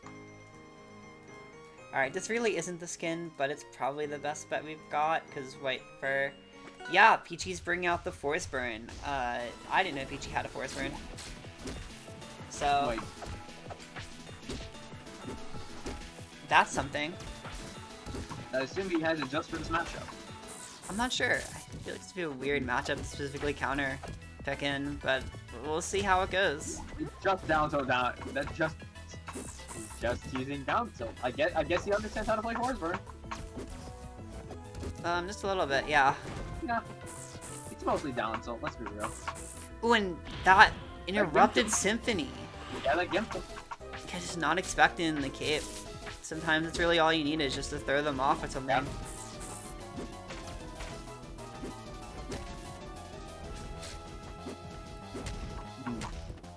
Downer, downer. Where's another downer? Downer. Yeah, oh, and the back air. This is gonna Yeah. be a really fast match. Symphony getting an early lead right here. I just want to point out, this is normally, I don't know how good this is for Absa, but this is my personal favorite stage as Force Burn. It is a really good Absa stage, which makes sense to me that Symphony wouldn't ban it. But yeah, this is a really good pick from Peachy. The 3-stock really showing off. My god, that was really fast. The power of Aramata. Also, Trash, I'm glad you like my music packs. I put too much effort into them. This one has been turning out pretty good so far, even though I've been lazy with it. Anyway, Tower. I feel like in this situation, Symphony's finally going to catch on to the fact that Peachy's just using down air. Maybe, yeah. And if he gets around to catching those downers, then he wins.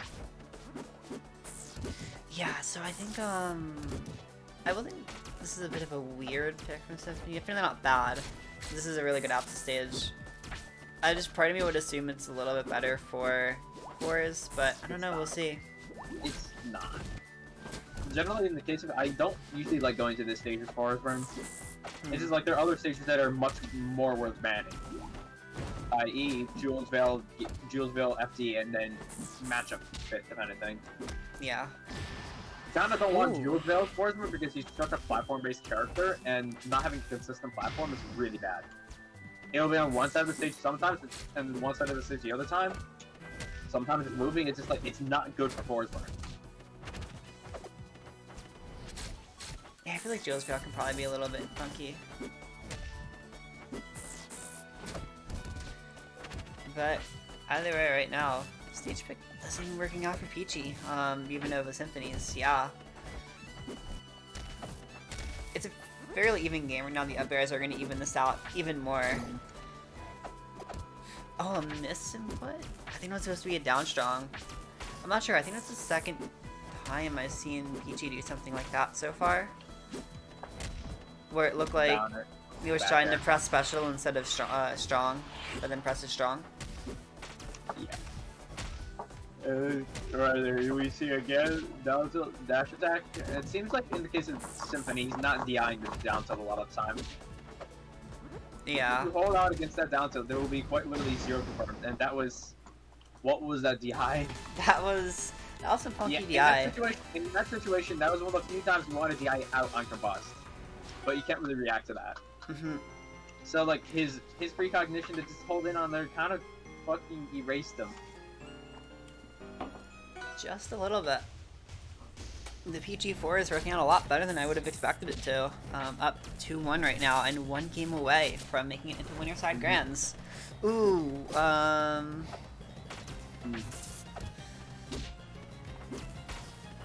Peachy, please give me boner. Please don't. Please don't. I don't like the fact that this is named that guy, Rottweiler. Why the fuck did he do this to me? It's no, I'm pretty sure it was Durai that called it that first. It's both of them. They're both part of the issue. Durai's the one who spread the word. I'm pretty sure Rottweiler was the one who coined the name for it. I'm pretty sure. I'm 99% certain Durai coined the name for it, but I could be wrong. I don't know who did, but goddamn, can you please fuck off with the dumb names? No, it's a really good name. We need dumb names. It makes the game more fun. I know, but seriously, it's degrading. I hate having to refer to that combo as a Fortune player as that.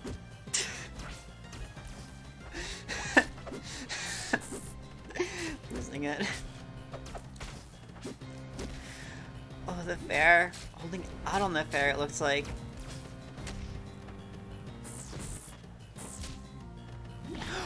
Oh no!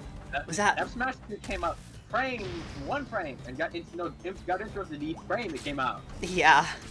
And unfortunately, some pretty unfortunate PI. Even then though, Peachy is doing a lot of favors for Symphony right now. Yeah. The low ceiling on the stage, compared to the platform heights, can really be good for Absa. Because up air. This is a good stage for Forestburn, though I don't personally like it for Forestburn. Yeah, I'd have to imagine matchup. I'd have to imagine it's a pretty good forest stage. Yeah. You just have to be careful of like up air on this. Mm-hmm. That was a situation where he wanted down strong, but he didn't get it. But he got a better punish anyways. Yeah. And Combust is online. Oh, never mind. Dude, I lied. He tried using Combust like that. That's not how it works, brother. That was a forward air train. That is not used to. Says the one who uses Combust in neutral. That is what no, the way he used Combustor is the wrong way. You have to use it in neutral. That's how it works. Do you not understand? That's how you get the kills. And there you go, he died. Up air. He didn't use Combustor. In neutral, of course. Yeah. Of course. Peachy, learn from the expert right here. In this case, though, in that situation, that was a tech and you could have just teched out or tech neutral. In that situation, a lot of apps are going to be fishing for that up air. A little bit, yeah. There's a parry, but no punish. Right off the gate, it's a bit of a drop that you don't want to have. But we'll see, we'll see. Just the start of the game. Oh, I forgot that some elite players call the strong sharks. Yeah. Right, that's funny. I still don't get why they named their one Combust the way they did. I get the latter part, but I don't get the first. Baby meat. We're gonna have an elite player on after this, so you can see the sharks in action. I hope you're excited. That is a really not good trade to make right there. Yeah.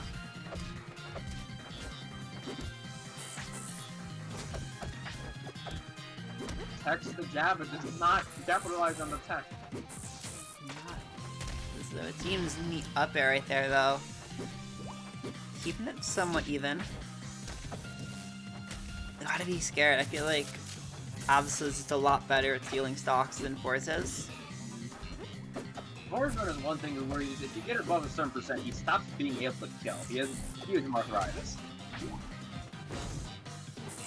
Kill range goes, it's like, in a lot of situations, his kill range goes from like 60% because he gets hit once by a downer and then he gets comboed to hell. You get hit above 60% threshold, then he kind of stops getting a lot of stuff, and then once you reach 140%, he starts Galaxy, guaranteed. It's just like, there's a certain percent threshold where if you hit that golden percent, he stops being nearly as good as a character. I think one of the biggest issues so far that Symphony's had is not edge guarding Peachy very well, because these recoveries haven't been that good from Peachy, all things considered. Lots of just landing on stage with uppy, not really much smoke usage or anything, and Symphony not really shutting down any of the options. Good thing that made me. I'm just gonna call you John, brother. Is that fine? Is that fine, dude? Good tip though. Like no, with the forward taking it. being Edgeguard and stuff. Call him Sex Haver. That's the only valid. I'm calling him based off of his name that he has in Core. Yeah. I figured. Yeah. I'm asking him. The Mewtwo King DM is always going to be one of my favorite things. Mm-hmm. It's big. Europe is big meat. I don't like the fact that I have to say that. You know, whatever. Alright then. Yeah. I'll call you John, okay? Said camera, okay, yeah. I will call you John. Oh. Okay, and that's how you have the set. Yeah. Up Cape. Up strong. Yep, up. Boony. This is the one thing that I'm good at, and that's landing the second hit of up strong, because nobody knows how to deal with it. That sounds like it'd be a very, very powerful skill. Because... This is my second most powerful skill, because my most powerful skill is random combustion neutral. There's no predicting it. You are hopeless. Get hit by combustion neutral. Yeah, up smash does indeed work 90% of the not time. 10% of the time it actually works. Every time. It works 90% of the time, 20% of the time. Yeah. Okay. Cool. That is game 1. So we can jump right on into this once I actually update the overlay.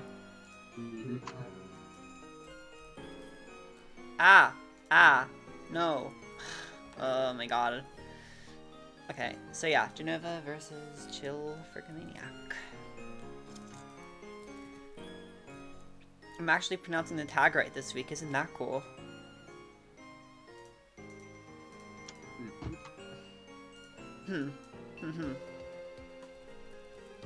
Frigomaniac. Yeah. Fog. Fog. I agree. Fog. Froggers.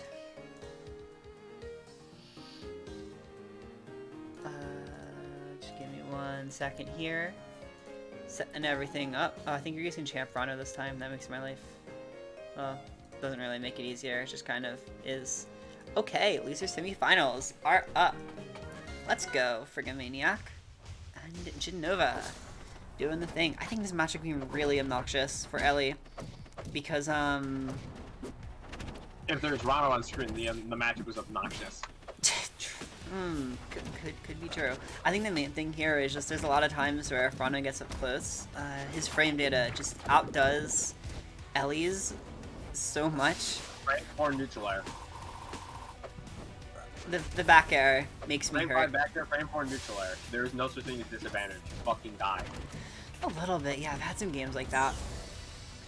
And that is not dead, I'm surprised. And there is the very predictable up B dive.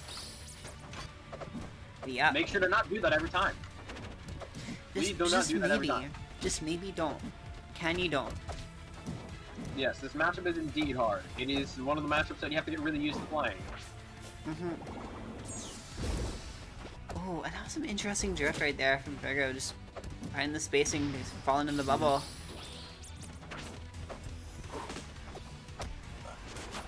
Oh, nice tongue. And all of the forward airs. When you get hit by forward air like that, I'm pretty sure you want to like hold down and then hold up after you get hit by fair. I could be wrong, but yeah, that sounds about right. It's a weird thing though, because it's very character specific.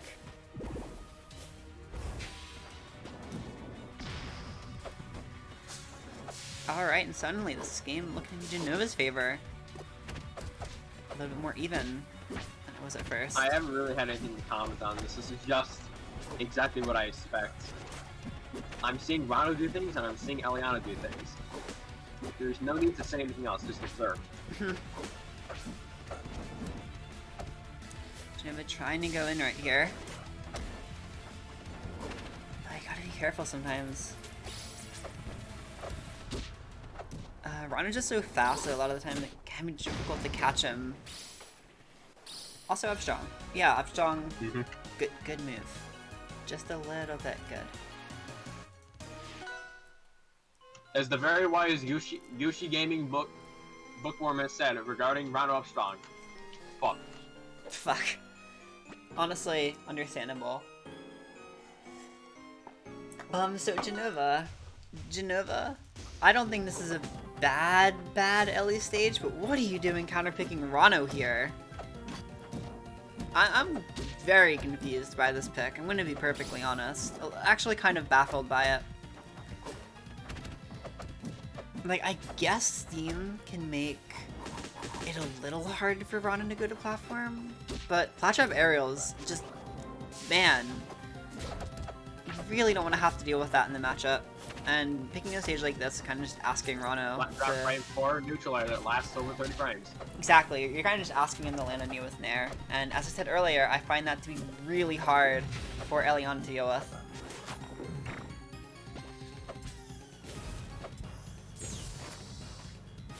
Yeah, I mean, the thing is, like, Ellie also has a good flatch up Nair, so, like, in general, I don't think the stage is bad.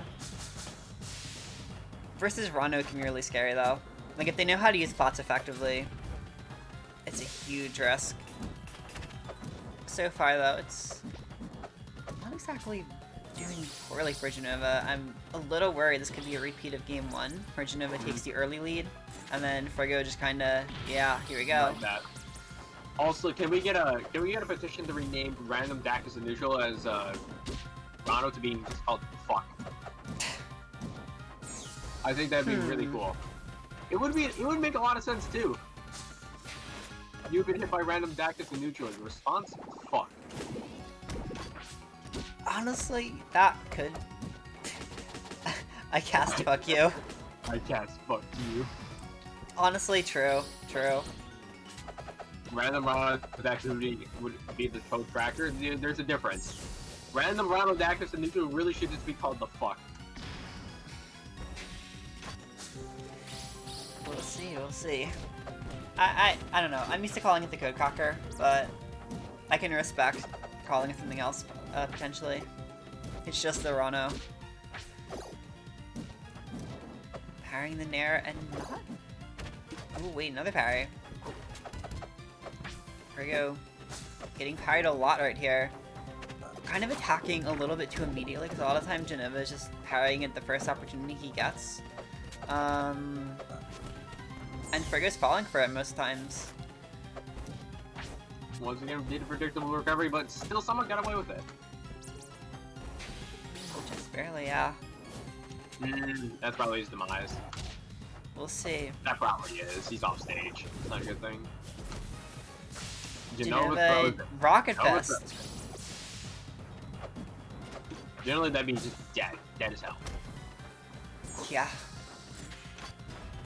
And yeah, that's dead, Jenova. That's unfortunate. Yeah, I think again, Jenova just hasn't been ledge trapping very well and hasn't been capitalizing off of the opponent being off stage well enough, and that's been slowly but surely causing his demise here as we go into Game 3 on Frozen Fortress. Probably a better stage. Probably, maybe, possibly. I don't know. Potentially. I think this is a really good stage for heavies overall, but I think compared to the other heavies, this one's slightly weaker for Eliana for some reason. Can't quite put my finger on it. Yeah, I was saying that earlier, XP me, like, I really like mine at ledge, and there we go, we're seeing some of it right now. Even so managing to punish the attack. See, you know it's a thing, you just don't find the setup for it very often. Because I'm often thinking about where to mine, I guess. Like, mine on stage, yeah, mine on stage can also be really good, or like mine on platforms are both really good. Mine on plats is less good than it used to be, but it's still definitely not a bad option. Like, all the time you do kind of want to have mine out. It's good to have the opponent stick it if you can. But we have, wasn't it 3? Like, there was 3 Elianas that got in the top 8 for this. Yeah. Peachy is the one that... Yeah, Peachy is the one that's made it the farthest so far, being in Grands. But also part of that was a force burn, so yeah.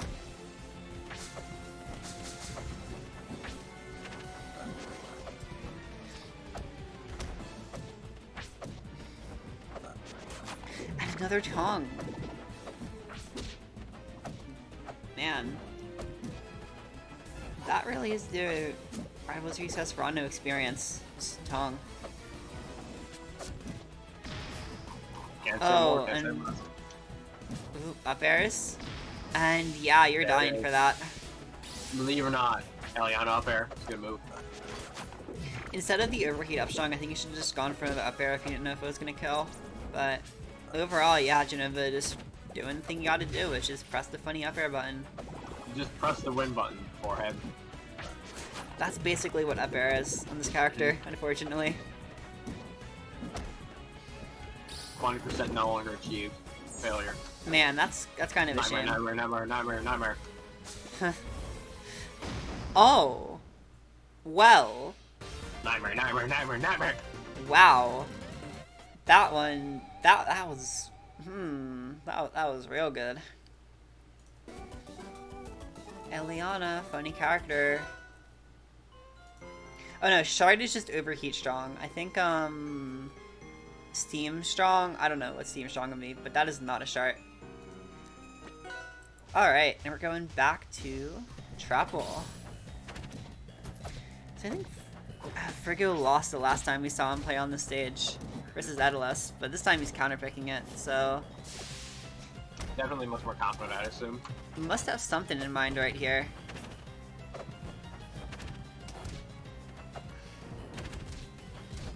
Come to think of it, considering the way that Steam works, isn't it possible to just nair out of it nearly every time from back there? You can kind of just mash nair and bear, yeah. You can try to whiff punish it, but it's also Rondo, nair, and bear. That really is probably the name of the application this game runs whenever Rondo is selected. Just need to dig around in the game files for that one. Time to make Rondo.png. No follow-up right there. And once again, just gonna jump in with F strong and it's gonna work. Oh, okay. Well, sure, that works.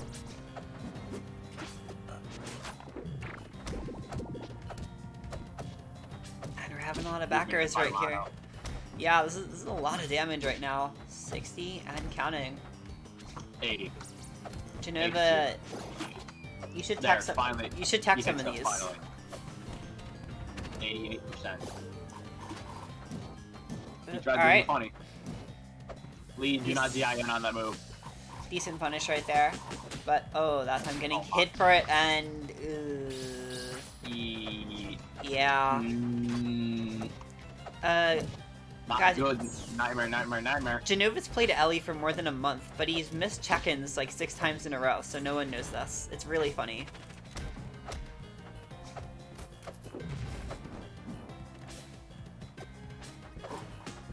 And Jenova's kind of running away right now. Frigga still has the lead. Missile fist. There's the rotation. There's your rotation, people. This is how you play Eliana. New revolutionary strats. Frigga just needs this one stock to... Oh. Just like that. Sure. Why not? Bunny is killed. Bunny. The bunny is gone. There is no more. That's the cutest thing I've ever seen. Fair.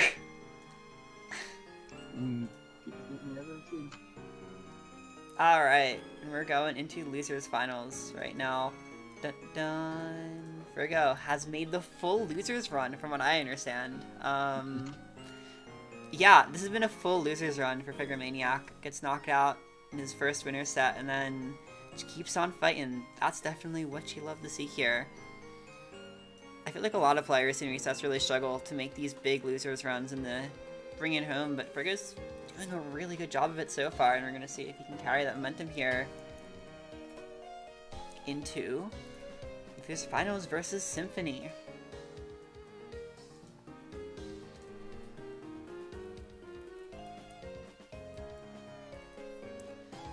Alright, just give me 1 second here. Man, it's been a very long night. Alright.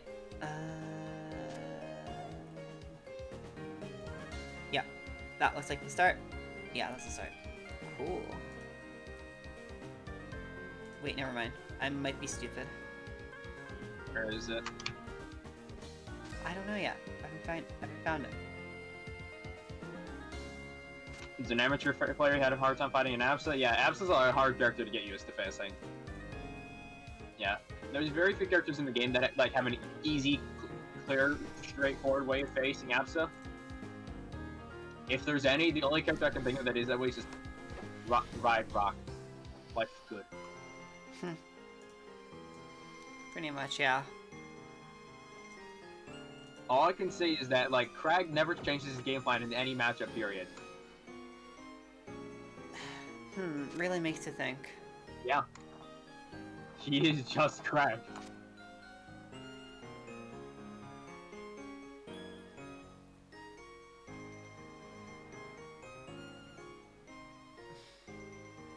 I don't know which one this is. I'm not sure if I have it. I don't think it got submitted. Because I'm looking through all the replays I have and I don't see it. Frigo, are you still in chat? Do you want to, like, do me a solid and resubmit that?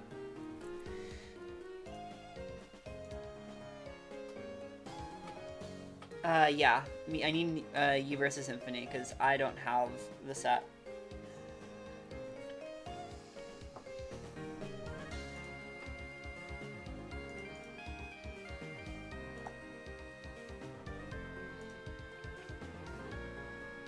Yeah, so we're just kind of vibing until then. Let me update the overlay here.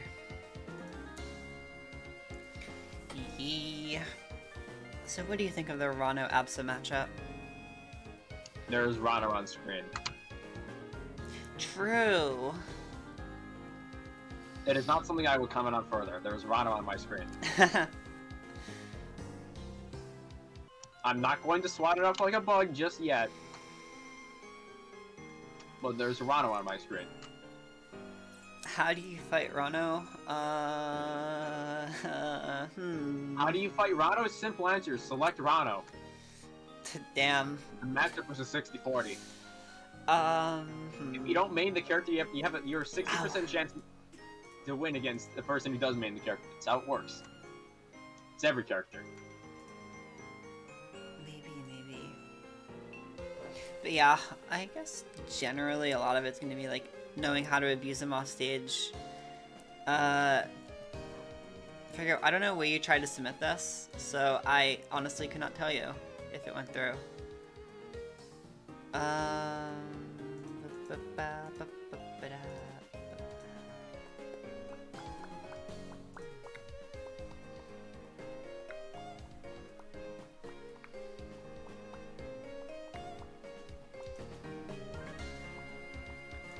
Let me see. Maybe it got replaced. Oh my god, my throat. Where? Okay, there's no preview available still. So I guess we'll just download it again, Lamau. Just do it again. No, I'm pretty sure this was still the same file as before, and it doesn't have the right replays. So I don't see it still, unfortunately.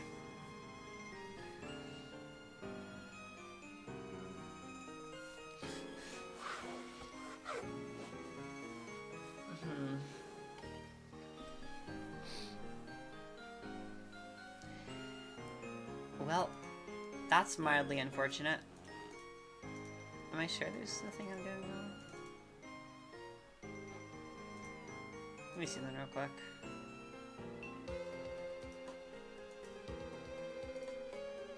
Oh, alright, I think I see it now. Just give me 1 second. I'm kind of curious about something.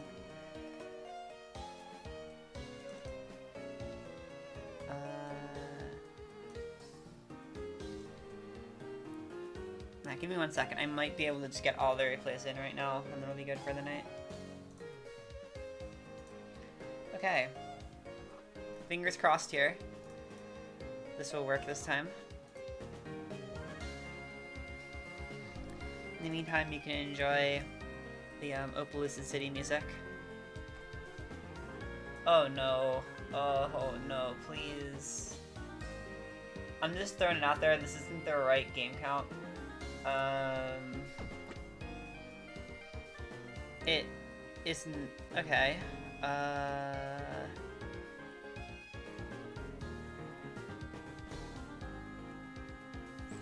Shoot.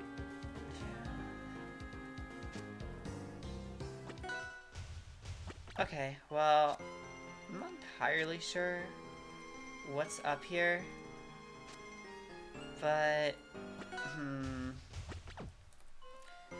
yeah.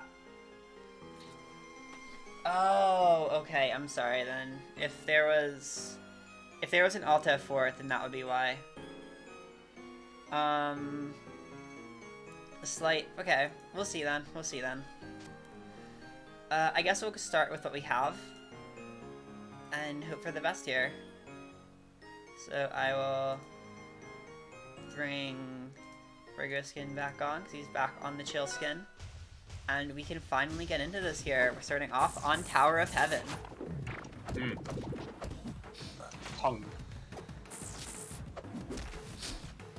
Yeah, so this matchup, I feel like Cloud can be really powerful, and we're already seeing Symphony going for it right here. Just throwing that Cloud at ledge and trying to rack up the damage on Rano. Slowly but surely. Abs a forward air. Abs a forward air. That's a good point. It's a move that you don't ever know how to DI, because both the Sweet Spot and Sour Spot have the exact opposite DIs you want to do. Yeah, pretty much.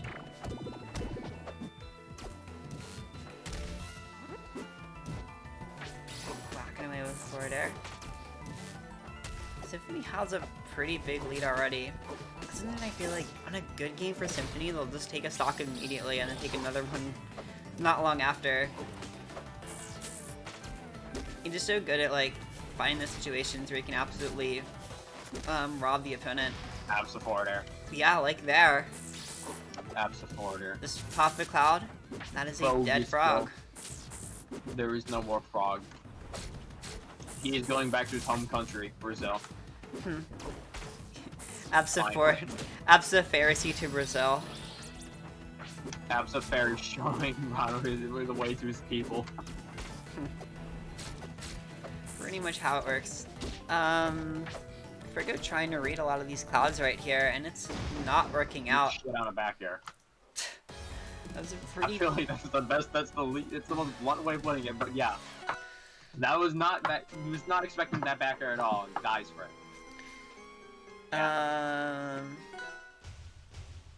Yeah, pretty much. That was a pretty dominant first game from Symphony. But it is a best of 5. Frigo is still absolutely in it right now.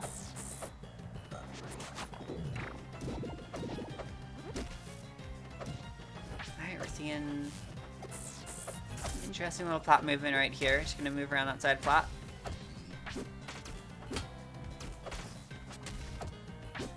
Order did not proceed to kill him at 20. That's sad. Yeah, Symphony's really trying to like patrol these platforms with that bear, as we've seen before, but it's not working out as well versus Frigo right now. Ooh, that's unfortunate. Wasted one of the resources too early. Also, this is a rematch from, this is where Frigo lost in winners to Symphony.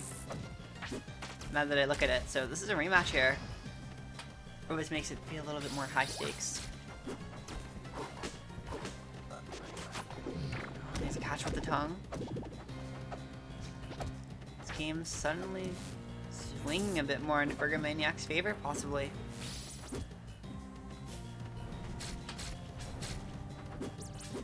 We'll see. We will. We will. He almost went for the classic. Fuck. The fuck. Fuck. Hey, I mean, it is a legitimately... Ran out forward there. It's a valid way for Rano to take kills when there aren't really any other options, so... Just keep doing it until it works. Yeah, fuck it. Again, a reason why you should be called fuck. Pretty much, yeah. Random attack is a neutral, just works. The enemy's gonna be saying the fuck. It just works. Yeah. Oh, and the string keeps going right here. Goodbye, Grax. Frigo Goodbye. looking for the up strong right now to finish it off. Oh, but dive kicks poorly. Unfortunate. Forgets the wall jump. Very Yeah. smart. So it seems. Tap supporter. Taps the up air. And taps the up air. oh, here are the up airs. Does not get the third up air. This might be Symphony's Does chance. not get the thunder line, but that would have been parried, so anyway, it doesn't matter. Down air, it does not get the Yep. up air. Good DI, and also good DI on that. Symphony also able to survive here. Tap And, supporter, down yeah. smash, gets the kill. You cannot survive. Down strong. Pain.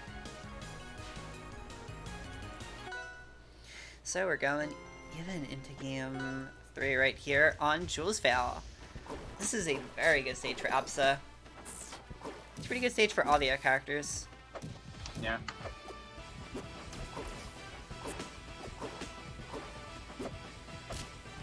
Let's see how Friggo's able to play on it. See if we can keep the pace up even with Symphony. I feel like a lot of it was missing last game for Symphony. It was just, like I said, the kind of highway robbery kills. Speaking of highway robbery kills, Yeah. But I mean, if you want to commentate Recess, you can talk to me, you can just DM me, and if you want to commentate Ras, you can just, like, talk to Proto. It's usually more or less that simple. Also, I want to ruin someone's day with this, but have you ever noticed in Rano's idol, at least in the bottom image there is 2 pixels of his jaw that are not completely black, plus they change with the color of your alternate skin. I ruined someone's day with that. Thank you for not asking. The fun tidbit that is absolutely terrible. Yeah. And it's not even the main 2. It's not even the last 2. It's quite literally the first 2. I guess there's some funky pixel art shading stuff. Yeah. I don't know what value it is, but for one reason it's not exactly 000. And there we go, another up air kill. This is seeming like a quite a fast name for Symphony. It is so far, yeah. Oh, but the back air, yeah. Damn. Truly. Yeah. That was a nice knife that got rid of his double jump and does not capitalize on that. And the tongue gets them all the way over to the side of the stage. That's good for him. Yeah. Super jump, trying to super jump up air in that situation does not work out in his favor. He's off stage, that is not good for him. Yeah, there's... At the forward air. At the that's a back air, yeah. Ooh. Symphony 1 game away from the reset right now. Really trying to make it back into Grand to get the run back versus Peachy. Is it gonna happen? I don't know.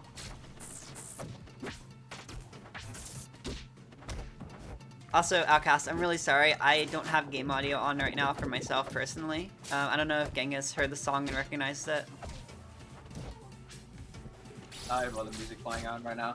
Damn. So yeah, I'm sorry, I don't know what it was, but it might have been from Pokken. It was either from Sword and... It was either the one that was just playing from one... That might have been Battle Tower. It was either the Sword and Shield Battle Tower, or it was, I think... I'm pretty sure that was what it was. I still have the audio on. Oh, okay. Yeah, I'm pretty sure it was... Battle Tower. Gotcha. I just happen to have, like, Resonance playing right now. Funny summoning salt music be like. Oh, right. That. Yeah, home. Amazing. Yes. Ooh, Frigga getting a little predictable on the needles. You usually don't want to parry needles, but if they're being... correct. If they're being... That really is sad. It is, it is. You put feels bad, man, but this channel needs sad, because that's more expressive of what it is. Sad. Ooh, down strong, not gonna kill. Surprising. Just a tad. And the back air, again, wasn't ready for it. This is a very fast match so far. He's moving a little speedier than the others, and it's moving in Friggo's favor. You almost got the highway robbery right there. The highway robbery TM. Yeah. Forward air, normal hit. Oh. That was one of the most underwhelming desyncs I've ever seen in my life. The game is decent. I don't know. So, but thankfully, I know for sure that Symphony lost that game, and then Symphony lost Game 5. I don't have the replay. I'm sorry. Okay. Oh, really? Oh, that's a shame. Well, wow. Wow. That's the one time like I thought it was a desync and it wasn't. Yeah. That's a cloud kick. Welcome back, Tanko. Well, that's unfortunate, but I guess it's unfortunate. Whole game was a Rano moment. You were right. You're right, John. I guess it's it wasn't enough of the classic fuck, but yeah. I guess it's gonna be fortunate for Frigomaniac, who is moving on to get probably his best placement in Rivals Recess here in Inter Grands. This is a very good run for Frigo so far. Kinda hyped for him. Always gonna make progress, you know? Yeah. So, Grand Finals, we're gonna have Frigomaniac and Peachy, both these players. This is the best run I've seen from them basically ever. This is the best one I've seen from Peachy since playing Ellie over Forest more. So, yeah, they're trying to make a big showing right here. We are starting off on Gate here for this finale. Considering the fact that there is a Rano on screen and this is consistently been a thing, I'm expecting this to at least go to either game 4 or 5. But, like, that's just what's happened so far with Frigo. There's never been, like, anything sweeps. That's true, yeah, a lot of more long-form stats. This has been one of the longest inter-streams I've done in forever, and we still haven't even seen, we've barely started Grands, so... Fine, this is just Grands. Fuck. Fuck. Mid. So yeah. This could be like, well actually yeah, no, Frigo is the one who's been fighting a lot of Ellies. I don't think Peachy has seen a Rano yet in this bracket. Might have seen one in pools, but I'm not sure. Rano combos being like Wagga Wagga Bobo. Shout out to the 2004 Honda Civic 4 Ursa and for giving me that joke. Yeah, ooh, that's unfortunate. That was not good. Let me just say that. That was not good. It was not very good. Yeah. It happens, though. We all make mistakes in the heat of passion, Jimbo.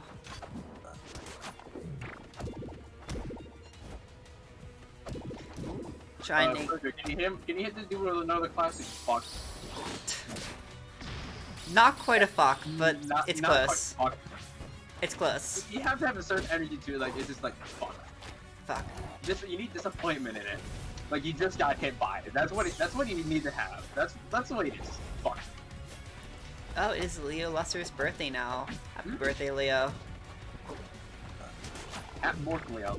Happy Morph. Happy Morph. You get to watch your crewmate, get their highest placement yet, for whatever that's worth. I don't think I can give you much more, because I'm just a mediocre streamer. Ooh, F-Till and F-Strong. That's the classic. This match has been going on for a bit too long.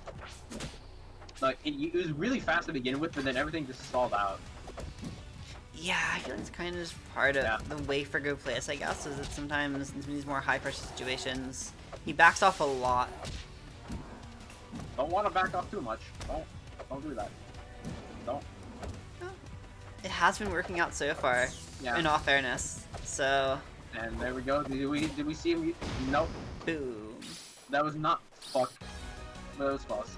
That was just a fuh. There's no k. Yeah, your mic gets cut out beforehand.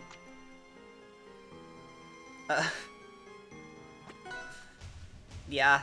Peachy's about to end the Rano moment. No, Rano moment never ends. You're perpetually in a Rano moment. This stage. Believe it or not, this stage is really out. Good Ellie stage. Very good pick from Peachy right here.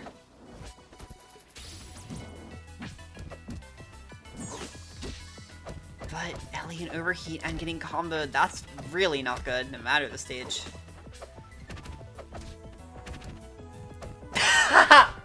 Oh, B-Hat, welcome to the stream. I'm so glad to have you here for the first time. I'm sorry, I find this way funnier than I should. What's going on with the Galaxy screen? And just Toaster. Toaster. Toaster. Toaster. Toaster. Toaster. Right. Toast. Heh, you got toasted. You know as they say, Luigi, all toasters toast. Toast. If toasters toast bread, then what toast toast? Toaster. I'm glad you know that.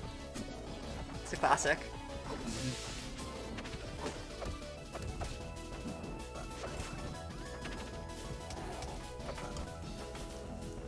Trying to edge guard, but just kind of dropping it.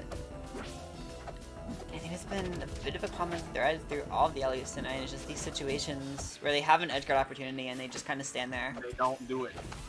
You don't capitalize on it. That's not a good idea. Capitalize on the opportunity. It's there. It's in your face. Capitalize. Just press shift. Press shift. Put on caps lock if need be. I can't believe we both were gonna make the same joke. Yes. I hate us so much. Yes, that's the way it works. Just become Gucci bookworm and forget to turn off caps lock. You not only capitalize on every single thing, but you also only have bad taste. If you want to get better at Ellie, I mean, becoming Gucci bookworm isn't a bad strategy. All things considered. It's not the best strategy, but it's a really good one. Because the only two other strategies that are better are becoming the other two. Moving to Wisconsin, one. True. If you become good at Eliana, you need to move to Wisconsin. There's only like two good Eliana players I know that don't live in Wisconsin. Yeah. Then again, I don't know many Eliana players. Well, I know one that lives in Ohio, I believe, and one that lives in Florida. It's Yegi. Yeah, Yegi and Ragu. Those are the only two. What? There's Jev and Shade and EO. Yeah, that's it. I don't know where Halite lives, but I know Halite is in WIL. Right? Wait, really? I don't know. I don't know where he lives. Like, I'm just going to assume from now on that he lives in Wisconsin because if you play Eliani, you don't. And even if it doesn't say it on the map, you figuratively live in Wisconsin. Huh. Funny. That's how it works. All right. I'm pretty sure he is tri-state, but I don't know. Oh, okay. I'm just throwing random locations. Eliana players are a myth. Fair. Yeah. Yeah, like I said, just come to WIL. All of us are here. It's really funny.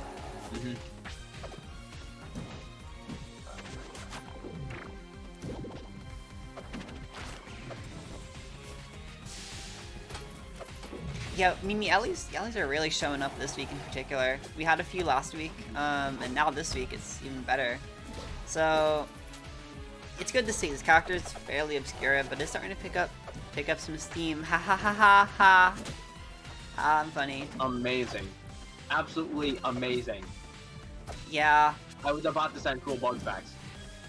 But amazing. Cool bug back. Yes. Ooh, that was not, again, that was not Dactus. That was just run up. Yeah. Disappointing. Leo, we just never thought about it, okay? I don't know, man. It would be so hard to do that retroactively.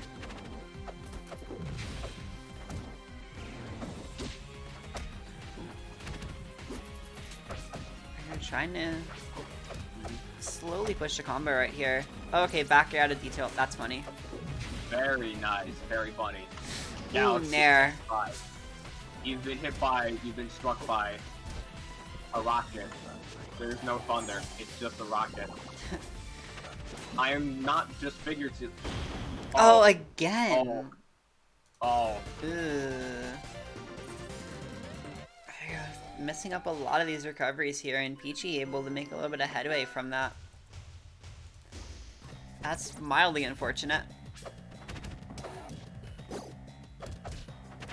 Ooh, the detail with no mine? It's marginally questionable. Ow. But there's Tongue. Just gonna slurp.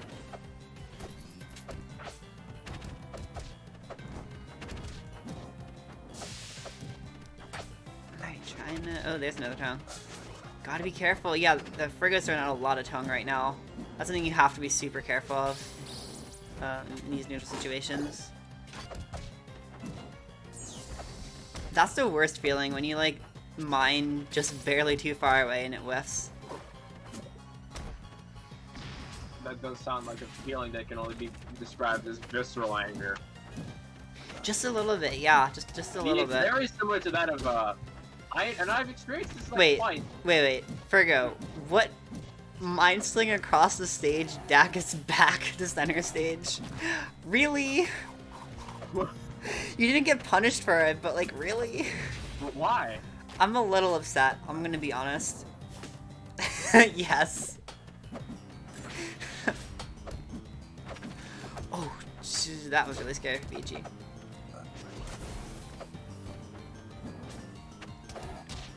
Gets the F tilt. One thing, Peachy, I think you could be doing a little bit more is if you don't have overheat, F tilt there is a decent substitute for F tilt F strong. Oh yeah, I mean, honestly, Frigo, that's pretty normal. If you make it this far in bracket, you're kind of supposed to be tired. A lot of the design is to, like, be an endurance test, and I think you're seeing it now, making it to Grands in any of the brackets. It's really gonna push your endurance to the next level. Some things might throw it overboard depending on which character you're playing, such as, like, a really bad matchup that's really hard to deal with. Yeah, if you're solo main. That's what happened to me. I was tired out and I had to face an Edalus as Forsberg, solo Forsberg. It is not fun. That does not sound fun. Yeah, it ruined my mental state, I'm gonna be honest with you. And once my mental state was ruined, I kind of just collapsed. Yeah, that can definitely happen sometimes. Yeah.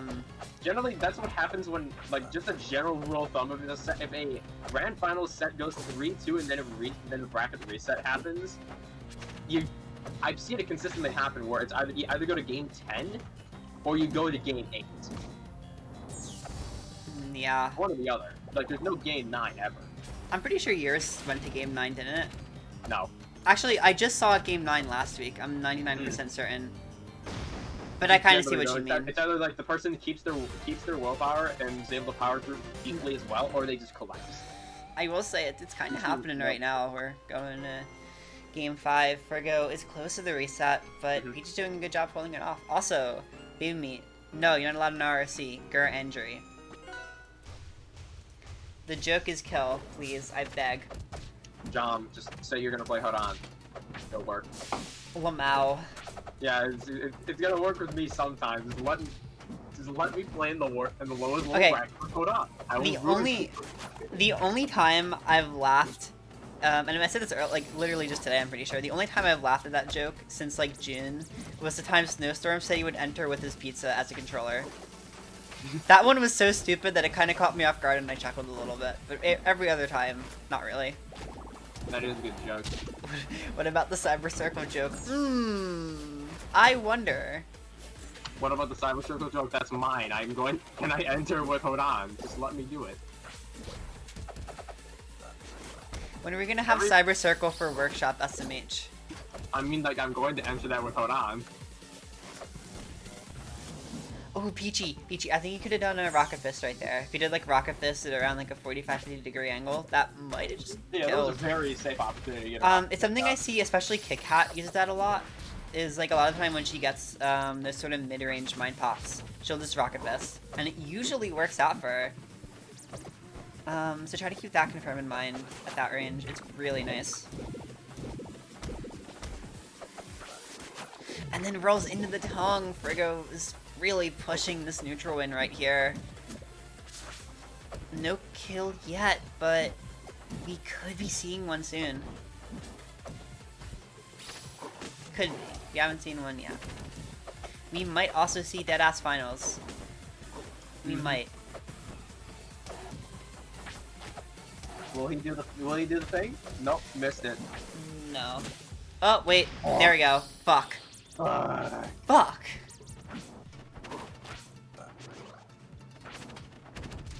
Peachy a little bit behind right now. Pushing across the stage. Man. Once again, it's just capitalizing off the edge guards. It's just been such a big problem for Peachy so far.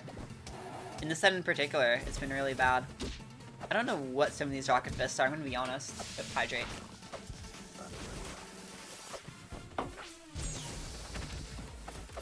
Oh, what was that up tilt? How? Really? Really? Okay. Thank you, Eliana. Very cool. Tapping. This is last stock of Grand. Dash attack, needle. It's all on Frigo to try to find this reset. Dash attack. Finally, not dash attack or needle. Okay, a few aerials. Okay, will he do it? Will he do the funny? No, he does not do the funny. Not yet. Peachy wants to approach, but I don't know if he really has any good approach options in mind versus Rano. Damn. And Frigo finding the thing to do the funny. That's a bracket reset. There it really is right there. Let me just see something real quick. Okay, well, we'll roll with that. So we're gonna have deadass finals. Deadass Finals. Deadass. Alright, and we're actually going to a better version of the same stage. The only reason why you ever pick Merchant Port over the other is if you have custom music. Just put your better custom music on this stage, dummy. I mean, like, there might be just too much custom music that can't be put on one stage. Perhaps. Yeah, that's like the only excuse you really have. Unless you're an AuroKT. And if you made AuroKT, then you're legally obliged to play your stage. Still play on this one, please. It's so much better. It's so much better. But you don't have AuroKT. I don't want to say you don't fucking AuroKT Jesus in the background.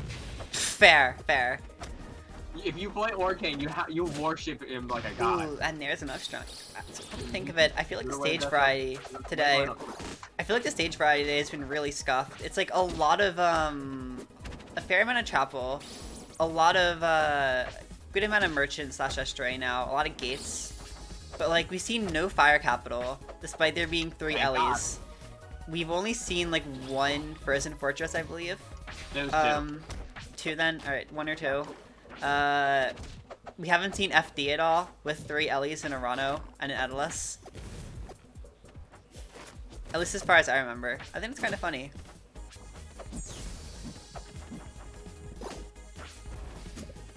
Actually, that's fair. I can see Frigo banning Fire Capital at least. Yeah.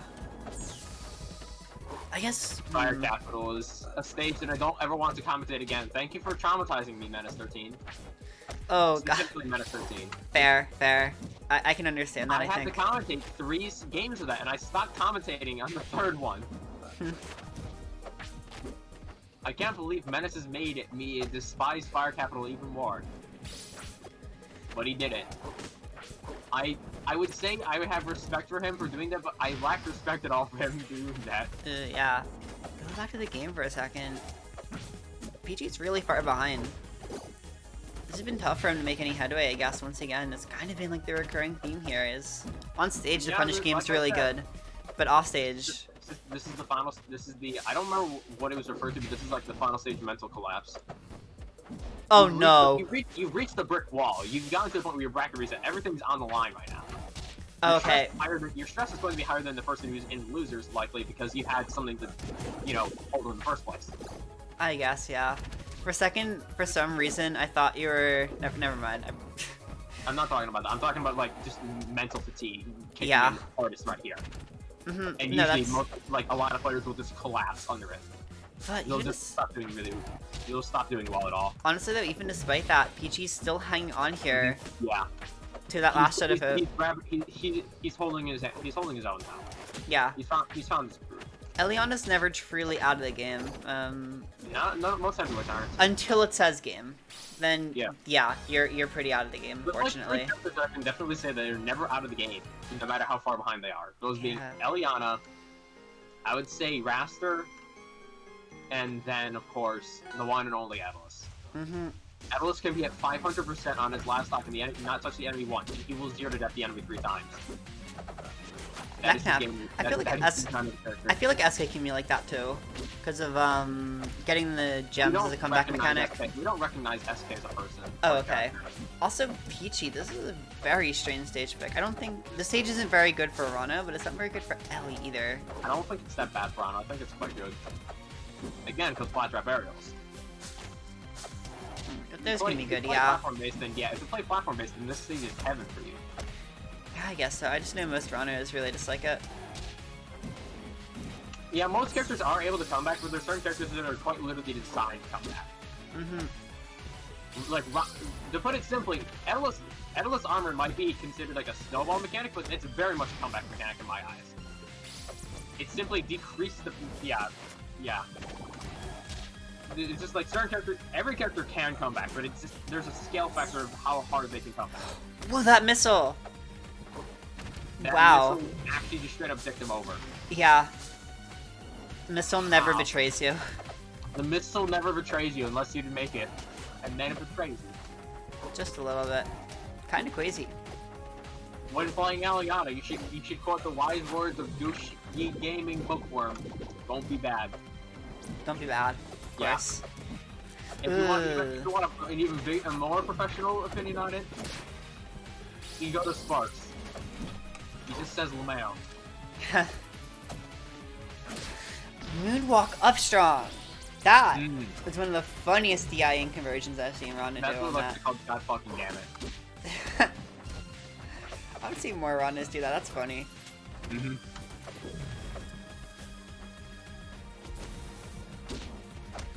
Oh my god. Okay. And a lot of F tilt right now from Frigo.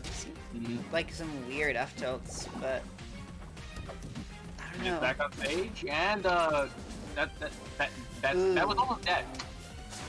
Oh, almost got the needle boost too. Yeah. But good air dodge from Peachy, just recognizing. You know it. Peachy's less behind this game than he was last game, but this is still a really unfortunate position to be in. Uh-oh. Will we see it happen? Maybe the bubble protecting Frigga right there. Gotta wait for the bubble to pop. And living. Stage. Not living. Damn it. Red alert. No longer alivened. Peachy is alivened. It's really kind of sad. And now Frigo fighting back from the grave here, and one more game needed to win the inter-bracket here. Just one. Just one. Will he take it? We don't know. I certainly don't know. It definitely seems like with this steamrolling and how Peachy's like, there's a general decline, like from the beginning of the matches now. At the beginning of the match, it seems like he struggles a lot more than he did previously. But like he gets his game back at the end. Yeah, I mean, Elion is able to do that, but obviously, like, if you can avoid it, you still don't want to. You don't want that to happen in the first place. You want to be in your game at all times. Right. If you unlock it, and also I would generally say it's better to have a really good early game to have a really good end game, because it's just how easy it is to lose, to lose the entire match during the early game. It's also like, if you just have a good end game, there's a lot more risk involved. Yeah. The goal is, like, you have to be able to adapt to your opponent in time, and that's the issue. If you're just good out the gate, but you struggle to adapt, then you're going to get, like, 2 stocks guaranteed against enemies who are slower. Yeah. And that's also, and there's quite a few top players that run off of that basis. They will kill you off of a single thing. But most top players are a combination of both, where they are good at all forms of the game, but they do sway quite a bit. That's the thing, like, pretty much everyone has that funny zero to death potential, but there are some, like, a lot of the heavyweights in particular really capitalize off of that more. Out of the heavyweights, 3 out of the 4 are designed to do a shit ton of damage off of a single combo, and then Crag just hits you. He doesn't just do, he doesn't do damage, he does brain damage. I also consider SK a heavy, and SK I fed feel me the same way. Looking at the super heavies, like SK, I feel like is a really weird case because SK still becomes a super heavy afterwards. yeah, he like, is a heavyweight, but he's also super heavyweight in Toggle. But like, he doesn't play like a heavyweight. I mean, he like, almost does. He almost does. I feel like SK's closest to like a grappler, and there's still those like offstage zero to deaths. Which is like in the case of SK, like it's hard to tell what he is. He's just a character. SK's Ethan. Yeah, it's just like he made like I remember. If you don't remember when he first made a DE chart, he had like the weight of the character and the playstyle of the character, and it was just yes and yeah for Shovel Knight. And I feel like that's accurate, considering he's the only character in the game that can consistently change his weight. Like, well, Edolos also can. But, like, it's to the point where you can make a permanent weight increase. Yeah, oh, that's gonna be a dead And there Peachy. it is. There it is. Fortunately, we did go off the rails a little bit at the end. And there you go. Frigomaniac has won inter brackets. Did you just say Trigonomic? Yes. Frigomaniac. Frigomaniac? No, Frigomaniac. It's his name now. There's also Peach on the other side. I'm dumbfounded. Yeah. You realize how tired I am. I mean, yeah, I'm tired My brain too. don't work. But like, Frigonomic, really? Yes. Yes. My brain is gone. But yeah, absolutely. Congrats to Frigo for the breakthrough right there. That was a pretty good losers run, all things you don't always see that. And yeah. I don't know what else I have to add. You made it all the way. Yeah, I've been live for 2 hours and 40 minutes. I think I need to crash. Same. Like, really hard. Like, holy shit. Alright, so good night, everyone. Nah, beautiful. Go watch mainstream tomorrow on Code Channel. Bye.